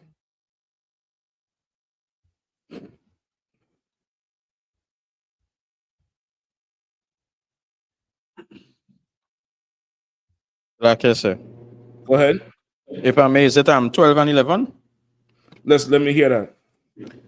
Book of Exodus, chapter 12, verse 11. And thus shall ye eat it with your loins girded, your shoes in your feet, and your staff in your hand. Ye shall eat it in haste. It is the Lord's Passover. That's it. Like Moses was preparing us for the Egyptians. Remember, this happened after a ton of plagues, and the plagues wasn't like a week or months. The plagues was over years. It was over years. I forget exactly how much, but these plagues was over years in Egypt. And remember, Moses is like, let my people go. Let them go. And Pharaoh he'll always renege. So now when this thing happened, kill that lamb, roast it with the bitter herbs, put the blood over your door, stay in there locked up, shut in, eat it with your loins girded. Your loins girded means tie that war belt around you, or tie your loins. Your loins is your midsection. Get ready to go to battle. Go ahead. Go ahead, Shapat. So like I said, if I could give a shout out to the whole lamb department, because that bit of herb was tremendous. Give that a hand. Give that a hand. The lamb was excellent, but brother, listen, that bread, I don't know what that bread came from heaven. Now. I don't know what y'all did with that bread. I thought last year's bread was insane, but this year, that bread was right as rain. The whole meal was right. You get the point? So those were the instructions. I think that's the one, 12 and 11, where you had to eat prepared to move with your shoes on. Eat in haste. Don't sit there and, this is not, Thanksgiving. This is a last dinner that the Lord said to do it like this and be ready. Be ready, because who knows what's on the other side of that door. Eat that with your staff in your hand. Eat that ready to go. You get the point? That's our tradition. So now, as you making your unleavened bread, you could add stuff to it. You could add, different things for flavor. But just keep in mind the spirit of it. Keep in mind the thing. Don't let the thing turn into birthday party type of vibe. Remember, as we go on to do this, those of you all who was in Atlanta, you all know they hated that we was down there celebrating the Lord's Passover. Right. If it was a big faggot convention in them hotels, they would have pulled out the red carpet. But being that we was there, they hated the fact that Blacks, Hispanics, and Native Indians was coming together and obeying what God said to do. They hated every ounce of it. And you ought to understand that part. Like what we do in here, brother, the world done conspired over decades and, centuries for it to keep this from us and to keep us away from each other. So as you do this, it's damn near act of war. It's damn near like keeping that Passover is you keeping the tradition, hoping the Lord come and lay your enemies waste. And if they really understood the Passover, they would not be happy. Maybe that's why they act how they act in Atlanta. But if they really understood what we was coming together for, they would really not be happy.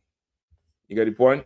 So that's really the spirit of it. So you're definitely free to put different things in the unleavened bread. Just don't put no leaven in it. Whatever you're doing, you want to, blend up some banana and put that in the flour for flavor. That's fine. Or make the unleavened bread just bread and salt. Bread and salt and, flour and salt and water. And just add everything else. Eat the banana separate. You know what I mean? If you're trying to get there. You're trying to get to that point of this thing was not a party. There's death on the other side of the door. And we don't know if that death coming in. So be ready. You understand? Be ready. Eat it like that. Eat it in that type of spirit with it. But of course, it's not out the spirit to do it at all. Just don't put no leavening in it. All right, go ahead. Like there's a young man Joseph said, Slack out of one. When me and my brothers went to use a bathroom, there was an Edomite damn near crying about the Passover not ending at 9. Oh, for real? Listen, it's rough out. It's rough out here. I'm gonna try and tell you. They're gonna cry more and more when Christ returns and gives us that kingdom. All right, go ahead. Also, Slack it. When you was talking about the salute the Torah, there was a protractor. Someone named Richard said, "Worshiping idols like Christian worship cross and Muslim stone." Thank you for your input, Richard. Richie Rich.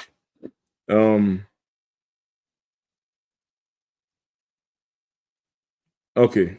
Any more questions? No more questions. That's it. All right, let's go. Easter is not Passover. All right. What is Easter? Where does Easter come from? Who knows? What do they say about Easter? Let's start there.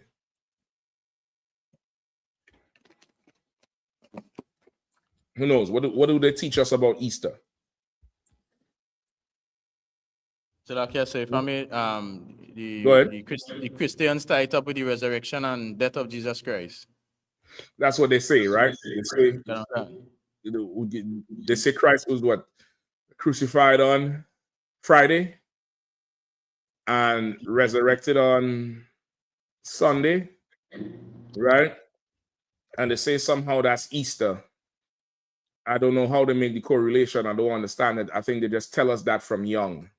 And being kids, we just grow up thinking, that's what Easter is. And then they tell us about the bunny rabbits and the eggs and stuff like that.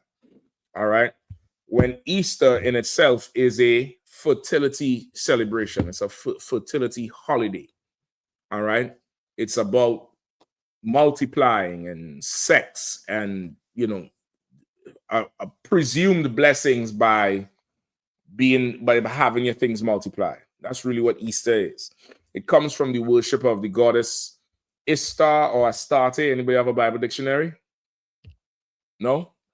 You gotta get yourself a Bible dictionary. You young officers and troopers, all right? Get yourself a Bible dictionary. Those are staples in the Israelite school of UPK. A Bible apocrypha, a Bible dictionary. Babylon to Timbuktu. Go ahead. What do you want to look up in the Bible dictionary? You can look up Easter or Ishtar or Astarte. Constant.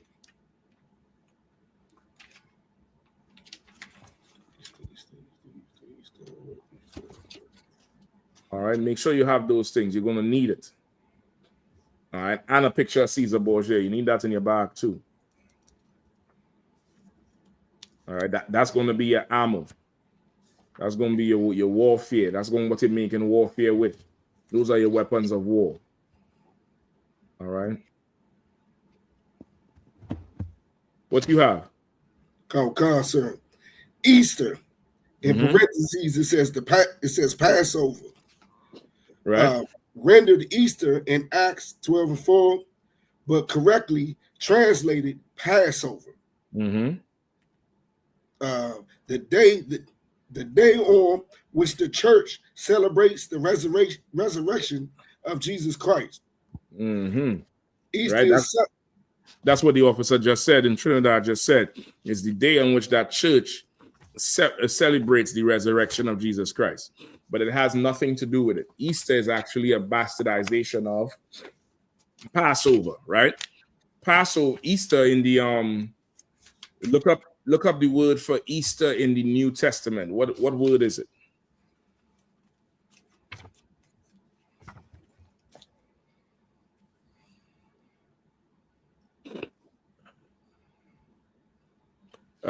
Shapat, which Bible dictionary do you have? the Zondervan, sir, the compact. The compact. Anybody has the large one? No sweat. All right. Also look up the goddess Ishtar or Astarte. Trooper, read this right here for me, all right? Look for Ishtar on this page on 257. Look for Ishtar. All right, grab the mic.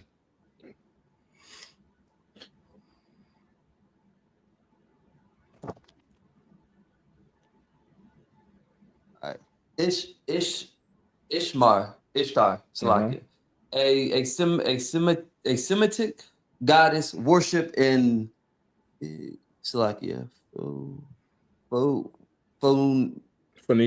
Phoenicia, Salakia. Canaan, Assyria, and Babylonian.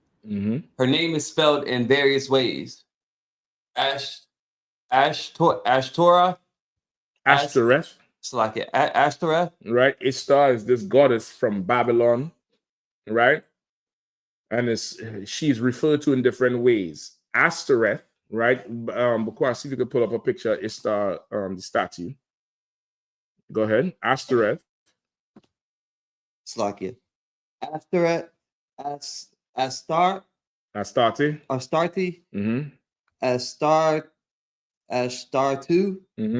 In the Ammonar letters. Ishtar and Babylonian, etc.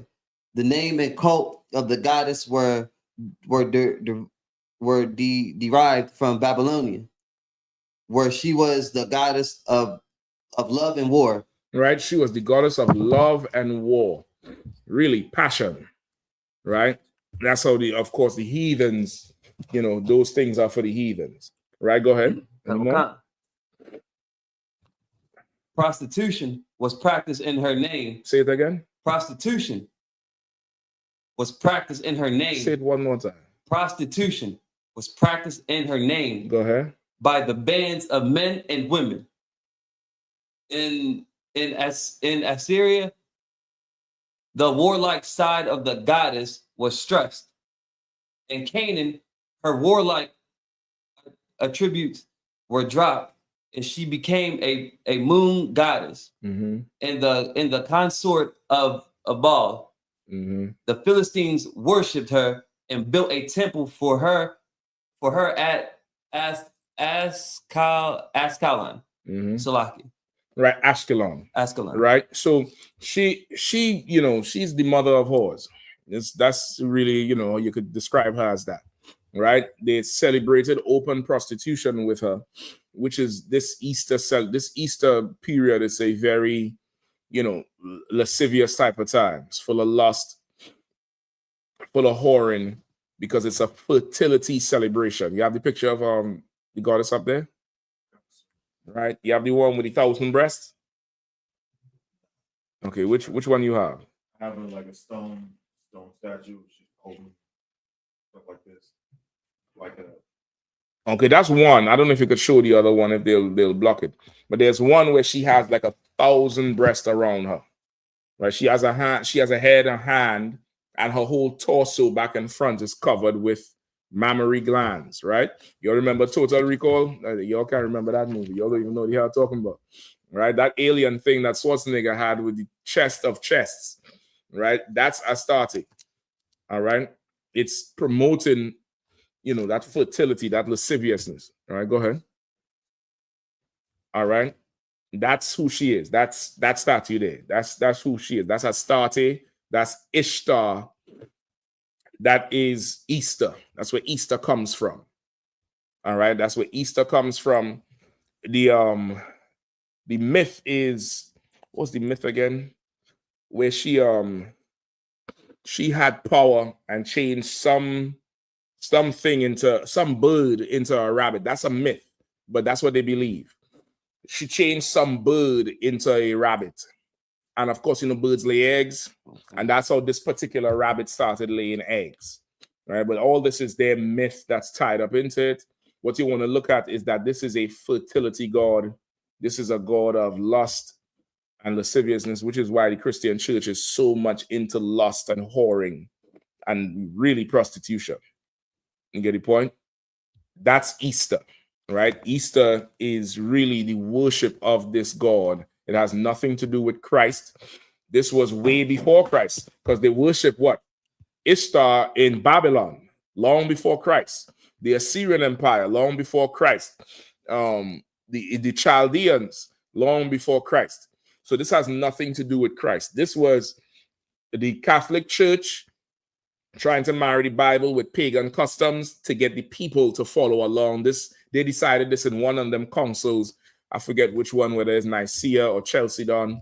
I forget which one, where they decided that this would be part of the quote-unquote Christian doctrine. All right.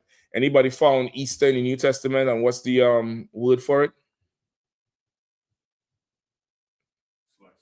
So like I say, if I may. Go ahead.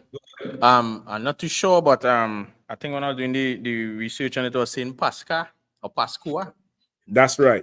So Easter is once in the whole Bible, right? I know it's for sure in the New Testament in Acts 12, right?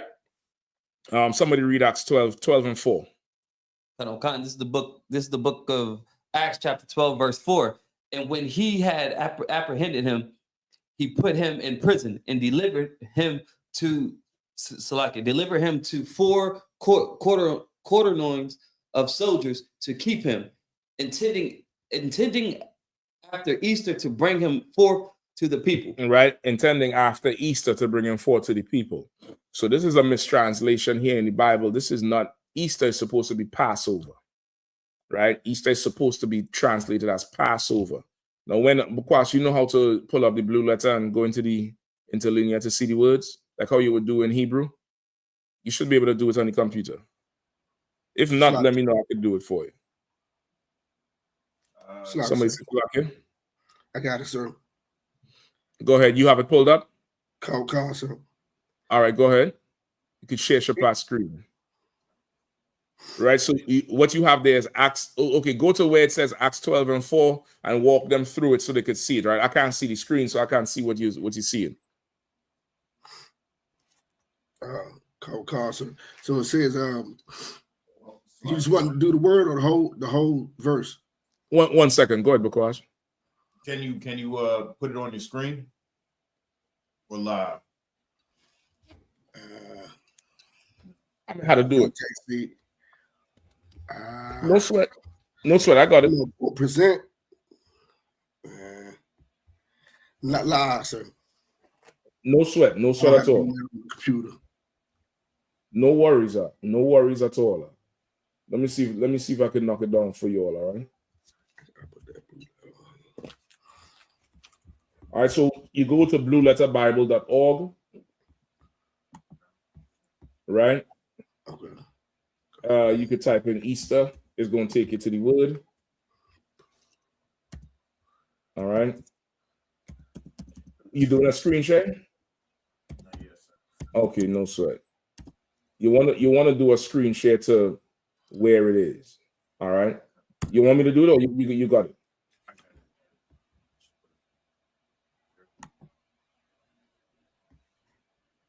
Okay, that's it. All right, Salaki. All right. So now where we see, okay, you see where it says Acts 12 and 4. That's where Easter is in the Bible, right? What you want to do, Bakwash, is how you get this thing now? You see on the side where it says tools, side of Acts 12 and 4 on the left side, right? You run your mouse over tools, it'll say interlinear. All right, just click that. And it's gonna break it down into the language the text was written in. You see it where it says textus receptus, right? This language here is what? Who knows? It's Greek.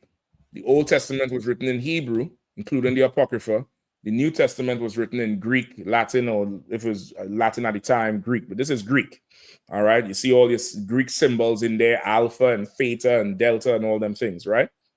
So now when you scroll down, it gives you each word in the in Acts 12 and 4, where it says, and when he had apprehended him, it gives you each word and the Greek. Just like if you do the Old Testament, it'll give you each word and the Hebrew. But the Hebrew is not the ancient Hebrew, it's the Syrian Hebrew. So you could see what it says in the Syrian. You get the point? This one is the Greek. So now you want to scroll down to where it says Easter on the left side. You see it? Sir, I'm there. All right. So Easter, the code is G3957. And here is the, you have the Greek word, and then you have the pronunciation under where it says Pashka. You see it? Pashka. That's what that chicken scratch above it would be. You understand? Because that first letter there, you all know that from math. Was that first letter? Pi, right? That would be their pa or their p. You get the point? The alpha is next. Next one is sigma. I don't know. I forget what the hell this big X is, and that last letter is what? Alpha, right? So that's what it would be. So now where you have the Easter, you want to click on the where it says G3957. All right. And it's going to give you a breakdown for the Strongs. And the Strongs, this was a man who put together biblical words and their meanings and the root word and the origins. So here it's Pascha, right? The pronunciation is Pascha, not Easter. It's not even anywhere close to Easter. Good point? It sounds more like Passover because they would hear us saying Pesach. That's what Passover is in Hebrew, Pesach. And we under Roman occupation taking their language, the Greek would be Pascha. You understand? So read there. Read where it says part of speech and then root word. You see it? Go ahead. Go ahead. Do you think?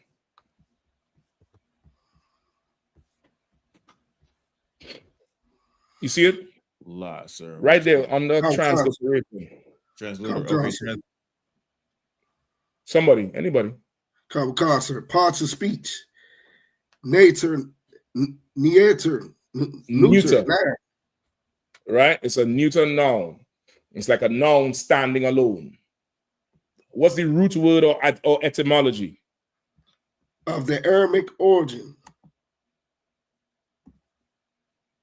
What word is that? Come on, Hebrew scholar. Pasak. That's Pasak. That word Pascha in the Greek or the Latin comes from the Hebrew word Pasak. Of course, the white man calls it Aramaic because he thinks Aram is the main character or the main son when it's really Iba or Ibar, which means of old. That's what Hebrew is. Hebrew is Iba, right? Or Ibar. You get the point? Okay. So this here is the original word for Easter, Pesach, which is Passover. Easter is a mistranslation. It's not even translated with the Greek. Because the Greek is Pascha, right? I think the Latin is Pascua. Look it up. Look up what is Passover in Latin or type in Pascua. I think even with the Latin American tribes, I think that's how they pronounce Passover. Right? And there's a reason we call them Latin American or Latino tribes because the language, like for the longest while, people will call the language they speak. Right? Sidebar, which is why Haiti is considered also a Latin American country because French comes from Latin. Go ahead. So like for me, my Aramaic ain't as good as my regular. That's an H. It's Pesach. Pesach. That's what he's saying, Pesach? Pesach. With no K. What is it? Pesach. It's not the K. It's definitely not the K. Pesach. With an H at the end. The Ka. Is this the Ka? Bakwash? Or you're telling me you're the high holy day man. Don't show me up now. Is this Pesach or Pesach? Who knows? Pesach. All right. Hold on. Let me find the Pesach. 1 second. No, this is the Sak. Like Kazakh. Slack about me. Go ahead. That's what it says as far as the pronunciation of the word here, but that last in the Aramaic, that last letter is an H. Well, this is not the Aramaic. This is the Syrian. Kamkan. That's an H. Like in Yahweh. Okay. The Hebrew word for Passover is Pesach. All right. I'm just telling that straight up and down. We sort out the Hebrew later. Y'all could go to Hebrew class and figure that shit out. All right. As far as let me see what the Yahweh is. I'll be able to tell you better. But that's the root word. It's from Pesach. All right. Pesach is Passover, not Pesach. Pesach is Passover, like Kazakh or Kamawar. It's not K. It's that K sound. What somebody who is uneducated would say ch. They would say cha, right? Because they're uneducated. It's K. Pesach. That's what Passover is. All right. I think I missed my point now. Give me Latin and give me what Passover is in Latin. Right now I have pulled up it's in Spanish. It's Pascua. Pascua is Latin. You could look up Passover now in Latin.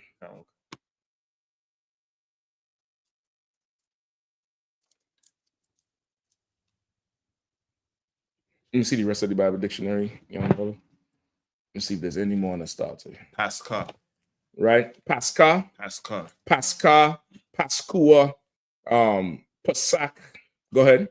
They have Pascha or Festa Pascalia. That's the festival.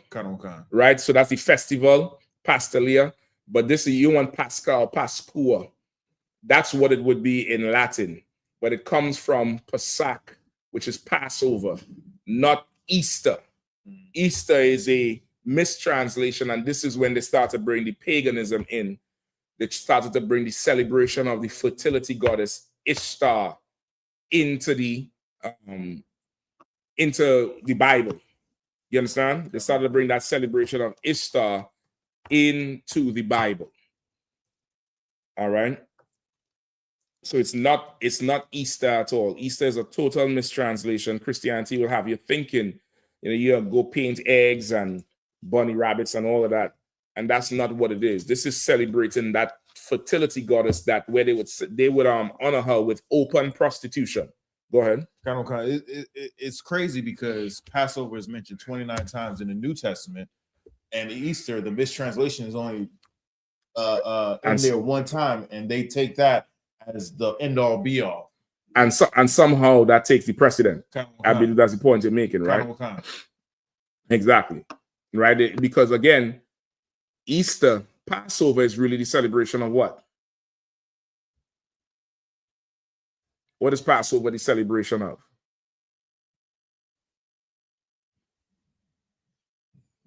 It's not about me. Go ahead. The Lord killing off our enemies and freeing us from captivity. The Lord slaughtering the heathens for our sake. That's your Passover. Easter is the celebration of sex and fertility and prostitution.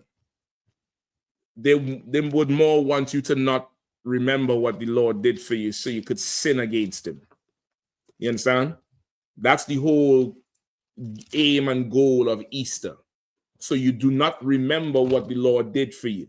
It's no different than a mother trying to erase a father's memory from her children. That's the spirit of Easter.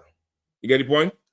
Like, this place does not want to remember our father and how he came through and draw the sword on these heathens up. They would not like us to remember it, because if we remember it, we would turn our backs on their lifestyle. We would turn our backs on their culture and their way of life, and that could hurt the economy. Then we stop buying gifts and stop doing things they do and pull away from them and make our own society. And Lord forbid, we worship our God. Then what would happen? What would happen? Come on. We'll be in the kingdom of heaven. That's true, but on topic. On topic, what would happen?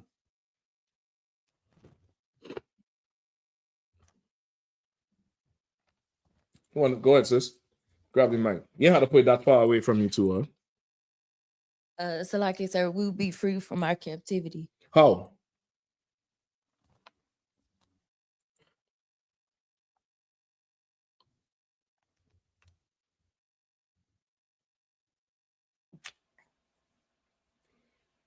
How? I would say the same way that we were free from it during Passover. Oh. The Most High would slaughter them and would be get free. Get free. The Lord killed the heathens. Is that hard to say? Is that you gotta wash your mouth out with soap now, huh? That's bad word, right? Spank yourself on the wrist. Bad word. Bad word. The Lord slaughtered these heathens for our sake. You get the point? Find it to me in the book of Judith in the Apocrypha, where the Moabites said what would talked about us obeying our God. You know where it is? I think it's Judith chapter 6. Come on, sir. 5 for me. It's book of Judith chapter 5, verse 20. Come on, read it for me out. Come, sir.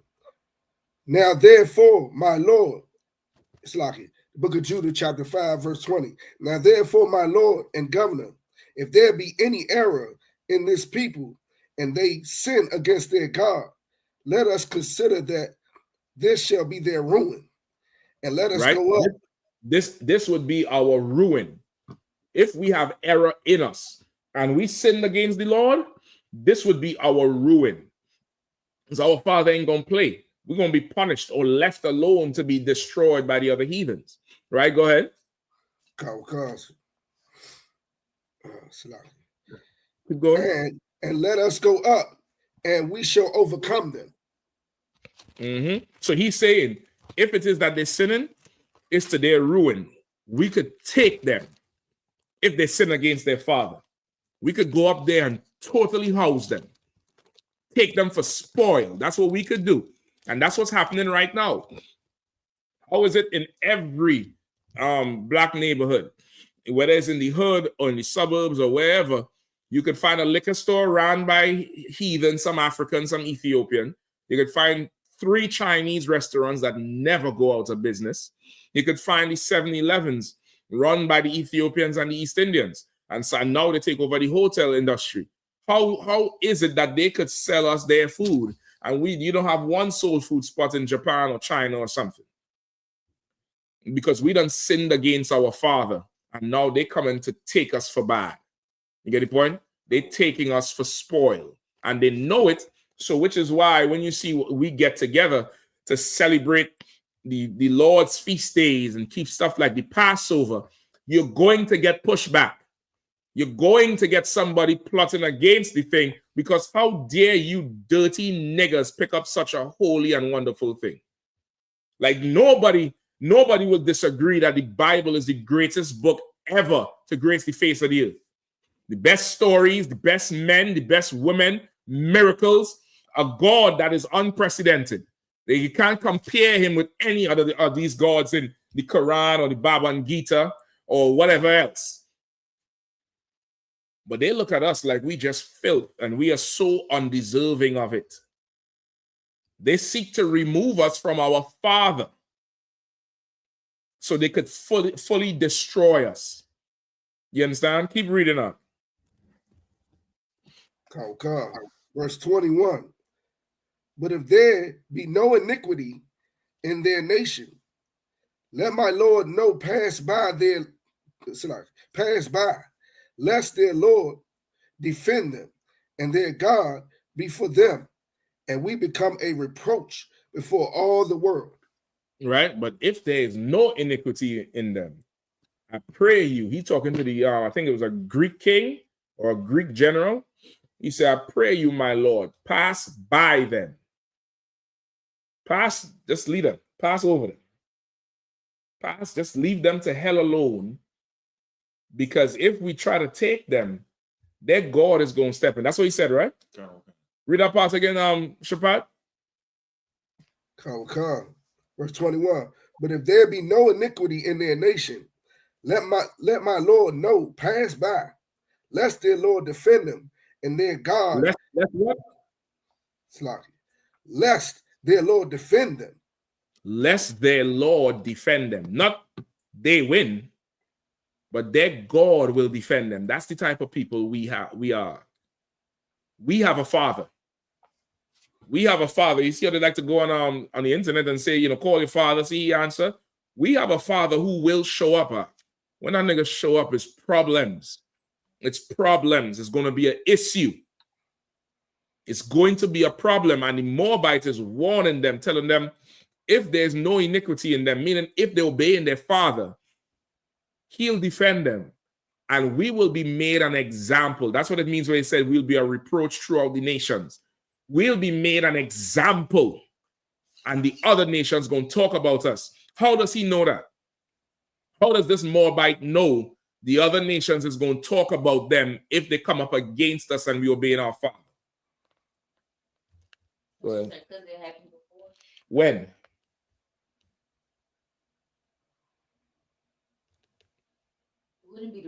It would be the Passover. It would be the Passover. Because after we left out of Egypt, we asked Amalek to walk through their land. We asked Esau to walk through their land. They were scared. They did not let us walk through because they thought we was coming through to do to them what the Lord did to Egypt. Because word got around that Egypt was destroyed. Their armies was in the bottom of the Red Sea. And they were scared. They were fully scared of what would happen if we come through their place. So they said, nah, y'all can't come through here. Go ahead. It's like it's just it amazes me just to hear how the way you're explaining that, you know what I'm saying, and how the way we were coming from Egypt, going away from Egypt, and there was no social media, no TikTok, no nothing, no cell phones, no Morse Instagram, code, or none of that stuff. Yep, no shorts for the war. Yeah, kind of for the word to get ahead of us, for them to be afraid. I don't know how they got. I mean, it's easy. There's technology every day. Birds carry messages. They could send a runner. That's how I think the marathon. That's how the whole Olympic event, the marathon, came, because this runner was sending a message of war. I forget what he ran for, but he ran until he could deliver this message, and I think he died. And that's where they get the whole word marathon from, because of the place he died. I think was called Marathon, I believe. You could look it up and see. But there's so many things. You can send a man on horseback. Send when in Judges, when the men from the evil men from Benjamin, the Baalim, or the men who serve Baal, when they raped that sister, remember, the people of that land cut the broad up into 12 and sent it out to all Israel. So somebody took a head, somebody took a torso, somebody took a foot, somebody took a hand on horseback and rode into a city. You get the point? So there's a way for that to happen now. There's definitely a way for that to happen. And the downfall of Egypt wasn't instant. The curses, not curses, the plagues was over years. So imagine these devils here lose an election and move to Canada. Imagine you in a place where frogs is taking over. Boils on your skin next. All the water turn red, blood red. You niggas move over election. You think them niggas staying in Egypt? You understand? So just think it's there's momentum behind it. You get the point? And then the angel of death. And Egypt was an empire. It's like Rome. And everybody had the firstborn was dead everywhere. We're gonna get around. That ain't no secret. We're gonna get around. They're gonna send somebody out because, of course, what? Just like today, somebody move on China. Who's coming to China's aid? Russia. They have allies. Egypt would have had allies. You get the point? They have power. They have relationships. And part of relationship is communicating and reporting. So it's not far-fetched, really. You get the point? While this thing happening, so much death. Send an emissary. Send them out now. Warn them there's a plague over here. They don't know what the hell going on. They don't understand that the Lord is doing this. They're thinking this is a sickness or some kind. This in the Apocrypha too. Give me Wisdom of Solomon. I think we ended off there. I don't want to go too late with you. All right. Wisdom of Solomon. What is it, 7 or 18?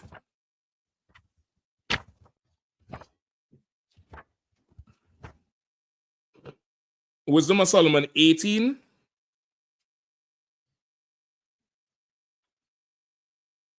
Start at 1. Let's run down. Quickly. Wisdom of Solomon 18:1? Yeah. Wisdom of Solomon 18:1. Nevertheless, thy saints had a very great light, those whose voice they heard and not seeing their shape, because they also had not suffered the same things, they counted them happy. Before that they did not hurt them now. Of whom they had been wrong before, they thanked them and besought them pardon, for that they had been enemies. Right. So this is the light is from the chariots, and the enemies before is the heathen, right? The Egyptians. Like, we didn't seek to hurt the Egyptians when this thing was happening. We didn't run out there and be like, yeah, it's good for you, and I'm gonna kill you next. We didn't do none of that shit. We're children who a father came on the playground and start tearing the slide up. We looking in awe, like, God damn, you tearing this place up. Get the point? Go ahead. Verse 3. Instead whereof thou gavest them a burning pillar of fire, both to be a guide of the unknown journey, and an harmless sun to entertain them honorably. Right. That's what's that pillar of fire by night. Get the point? Pillar of fire by night and the cloud by day to entertain us honorably. That's how the Lord dealt with us, man. He gave us something these heathens did not have. And we were traveling out of Egypt to a land we didn't even know. We didn't even know where the hell we was going. That's what it says. Keep going. Verse 4.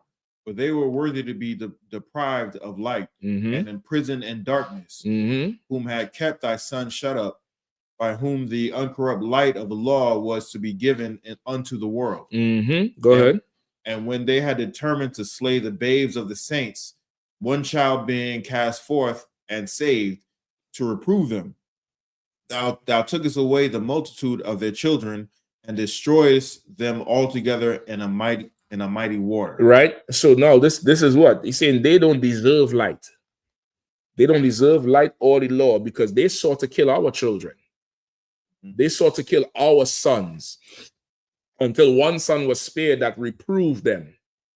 And now they got destroyed. Right? Go ahead. Verse 6. Of the night where our fathers certified afore that assuredly knowing unto the oaths they had given credence, they might afterwards be of good cheer. Right? This is the Lord having good loyalty to us. Read that again. Verse 6. Of that night where our fathers certified afore that assuredly knowing unto what oaths they had given credence, they might afterwards be of good cheer. Right? On that night, our fathers certified aforetime. They certified them oaths they took. And they were of good cheer on that night. Keep going. Verse 7. So of thy people was accepted both the salvation of the righteous and destruction of the enemies. Right? So from us, we had to accept something coming out of Egypt. What was that? We had to be fully okay with something. And internalize. Go ahead. We had to be fully okay with the unaliving of the firstborn of all the Egyptians. And also to with us leaving Egypt the way that we're supposed to leave, if I'm correct. You answered it. You just had to put it together, to deliver it home. But you're right there. Anybody else want to try? This is my question, right? Yeah, cut on cancer. All right, Mark, let me put it to you this way. If you were to go out tonight in Trinidad and you had unlimited gas and you somehow the Lord made it where you could reach from the top of the country to the bottom of the country, and you could knock on every door and tell every Israelite they were going to be saved in the morning, but they can't take the heathens with them, what would they say to you? Well, they will have a problem. Break it down. Well, they will say, nah, that's not possible, or God love everybody. That's it. They would say God loves everybody. That's not right. What you're saying to me is evil. Read the scripture one more time, Bakwash. Verse 7. So of thy people was accepted both the salvation of the righteous and the destruction of the enemies. Break it down now, my square.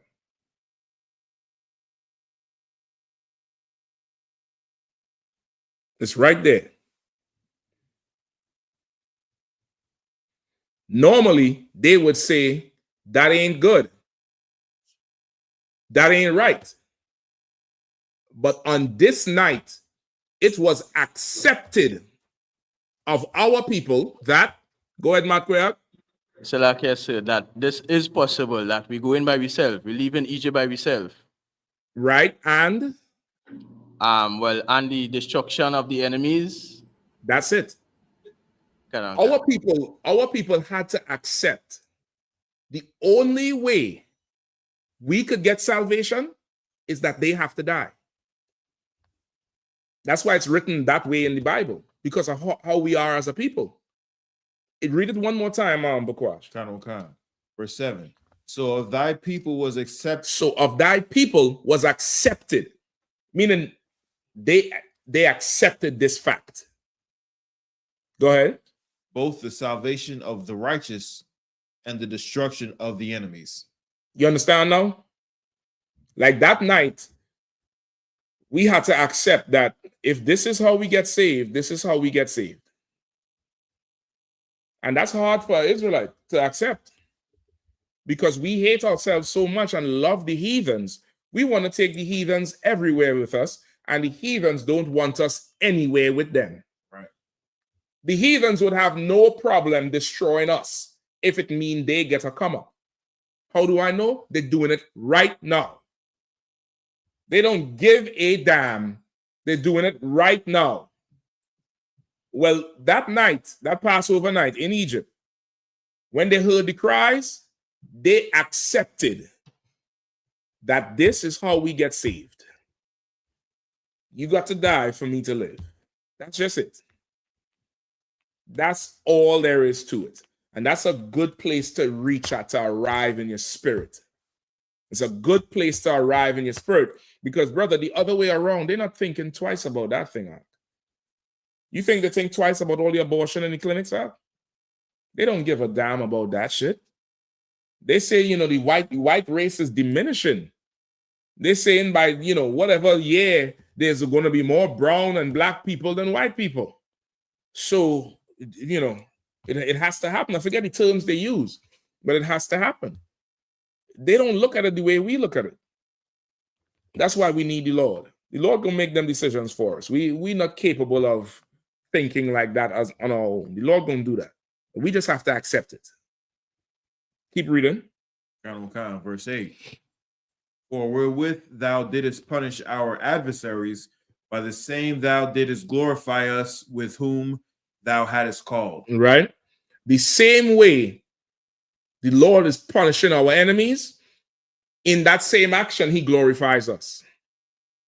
It's like a seesaw. Remember the seesaw in the park? For you, both of y'all can be up. For one side to go up, the other side got to go down. It's just life. You understand? That's just it. The same action, two things is happening. And that's life. And these oppressors, the white man, the East Indian, all of them, they have no problem being up and putting us down.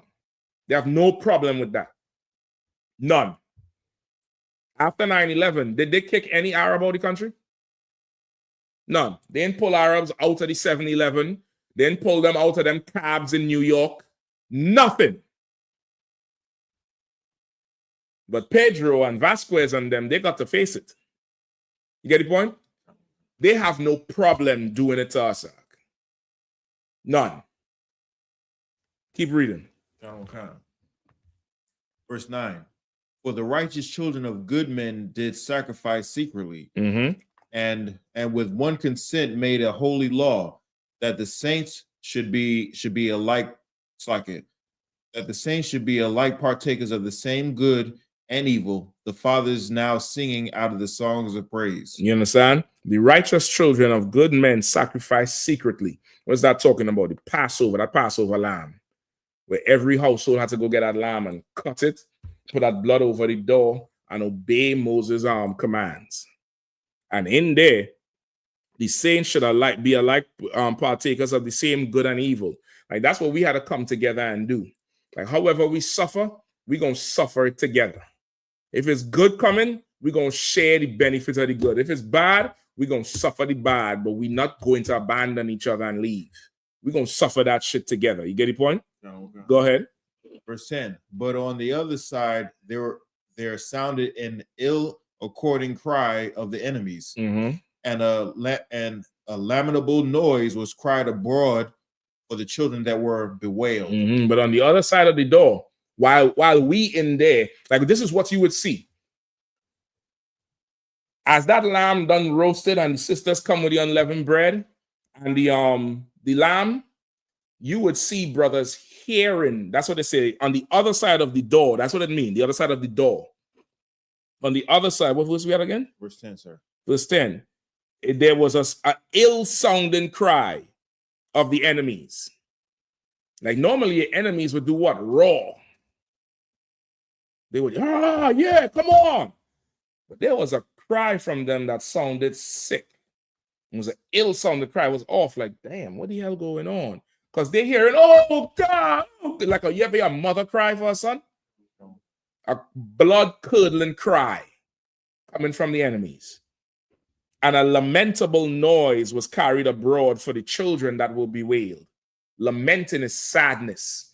So as they hearing that, what you would see in the room, brothers dapping each other up.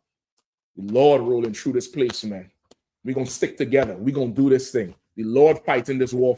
And brothers is dapping each other up and praising the Lord as they eat that bread and that lamb and have that weapon by their side and the shoes on and the loins girded. Because out there's death. Death. And they realized that night, this is salvation. This is the repayment for whippings and murder and abortion and kidnapping them children and all the raping and the brutal slavery in Egypt. This is their reward. And we good for that. We accept that this is how it had to happen. You understand? Which is why you can't be a Christian and be in here. You're gonna run out there and try to save somebody. Here, put this blood over your door. You're gonna die too, you dumbass. You're gonna die too. Keep going. Okay. Verse 11. The master and the servant were punished after one manner. And like as the king, so suffered the common person. Everybody who was a firstborn died, whether you was the king's son or a servant's son. Whether you was high or low. You was a firstborn, you gone. If you had to witness this shit, you would just see cars crashing. You would just see random cars. You see planes fall out of the sky. Get the point? You would see shit just happen like, what the hell is going on?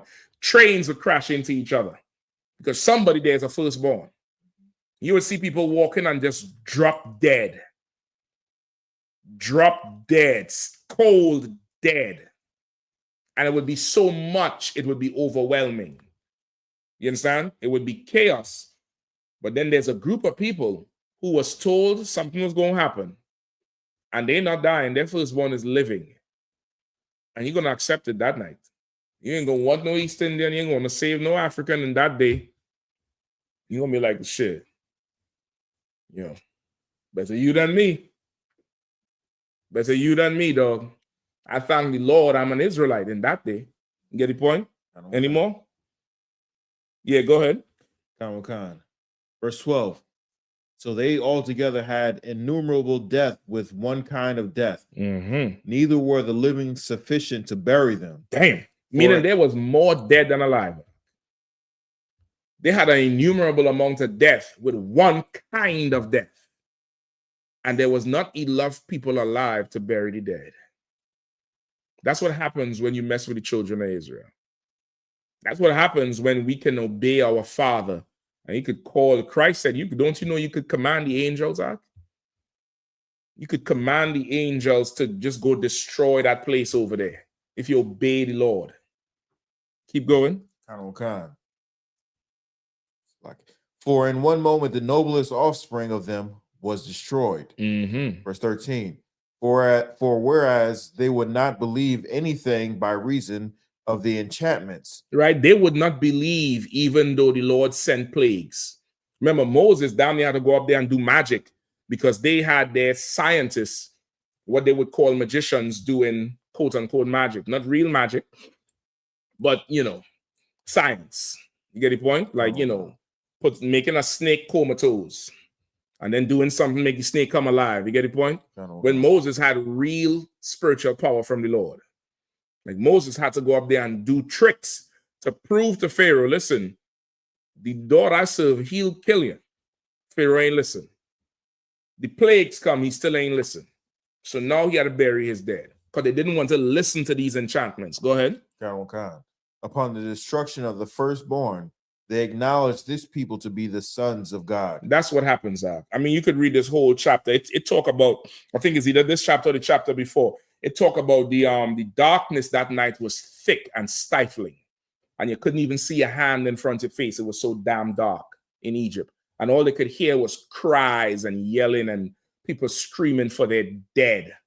I don't know what else it takes for you to come in. Go ahead. So like I say, if I may, if you could just give me the visualization of 17 to 20 Baba Kusha. I want to hold up the class too long, but if no possible. sweat, All right, let me get 17 to 20 real quick. No, the same chapter. Yeah, you want 7 from verses 17 to 20? Yeah, can answer. Yeah, go ahead. Wisdom of Solomon 18 and 17. Mm-hmm. Then suddenly visions of horrible dreams troubled them sore, and terrors came upon them unlooked for. Verse 18, and one thrown here, another there. Hold on, skip me up to, hold on. Leap down them from heaven, royal throne, and brought thine unfeigned commandments with a sharp sword, and standing up filled all things with death. Okay, so this is the angel of death coming through. All right, like the Lord done swing that sword, and this is the angel of death coming through. Then suddenly, go ahead. Then suddenly visions of horrible dreams troubled them sore, and terrors came upon them unlooked for. Right? Visions of terrible dreams troubled them sore. Meaning like the night they lived was like a nightmare to them. You ever hear people say, not in my wildest dreams I would imagine that should happen?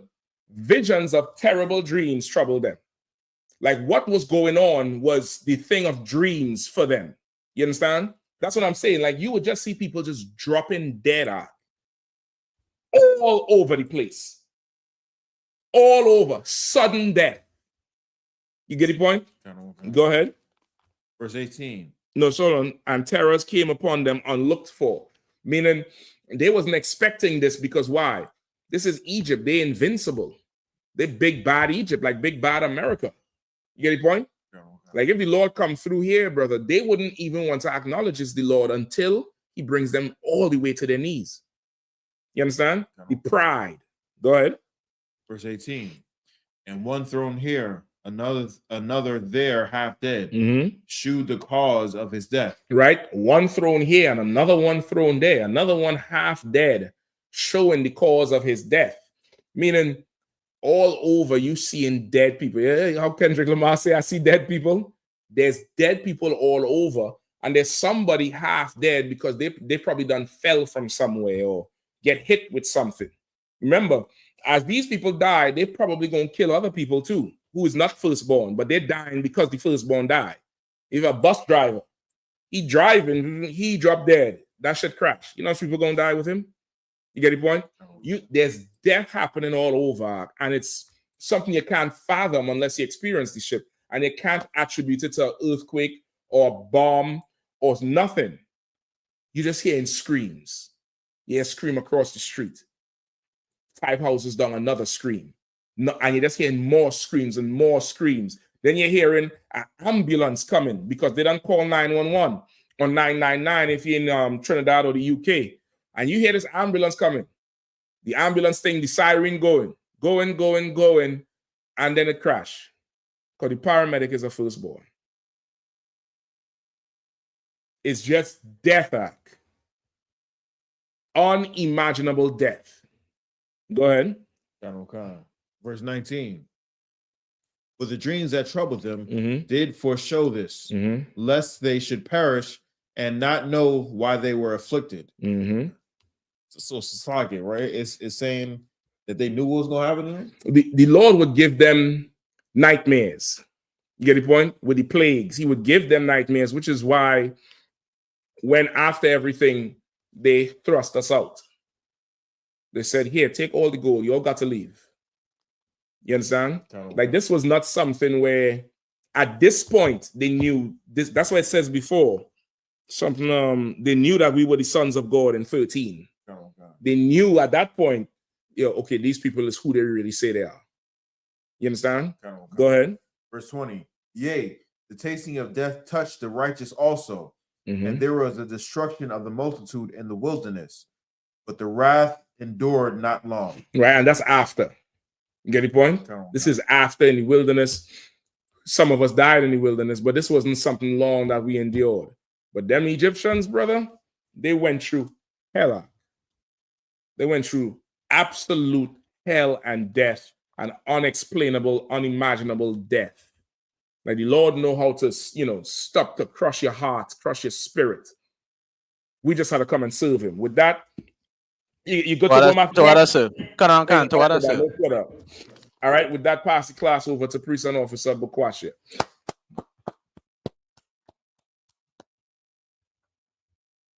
All right, security announcements. We are the I.S.U.P.K. out of 1 West 125th Street, Harlem, New York, under Commanding General Yahanna.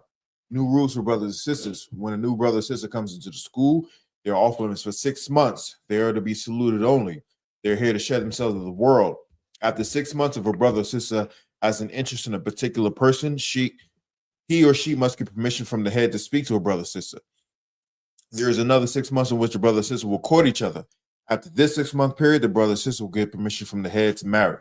Tithes, which is a commandment, you can find this in Numbers 18 and 21 and Malachi 3, 8 through 10, means 10th in Hebrew and is pronounced ma'ashra. 10% of every penny of any increase the Lord gives you, get to the treasury department or teacher. Priest fund, free will offering for priests, not mandatory whatsoever amount you would like to give. Upcoming Holy Convocation. We are currently in a Feast of Unleavened Bread. Right, I think that ends this Sunday, right? Kind of. It ends Sunday, and the next we're gonna be doing this in Baltimore, right? DC, Maryland, Virginia. We're gonna be doing it at the Baltimore School, Eastern Avenue, Baltimore. Go ahead, Art. The next high holy day would be the Feast of First Fruit. Starts after the Sabbath of Unleavened Bread, sundown, Sunday, April 20th to 2025. You can count 50 days. We celebrate this on the 50th day, which is Sunday, June 8th, 2025. Start before sundown. It'll be that, and you can find us in Leviticus 23, 10 through 12. Remind Akim and Akwathim to check on social media such as ISUPK.com, Facebook, Twitter, YouTube, and so on for I.S.U.P.K events and materials. If your brother wants to be a trooper in the school, you start wearing all black, which includes black boots, black shirts, black pants, black headbands, or scarf. And with that, I say Amijin, which means to stand. We want to give one courteous salute to the teacher. Men of Israel, Amad Shabbat, Imagine, Barak, Yahweh Yahweh Yadimata, Sar, which means to turn. Sis, you may stand. Imagine. Want to give one courteous salute to the sister. Men of Israel, Amad Shabbat, Imagine, Barak, Yahweh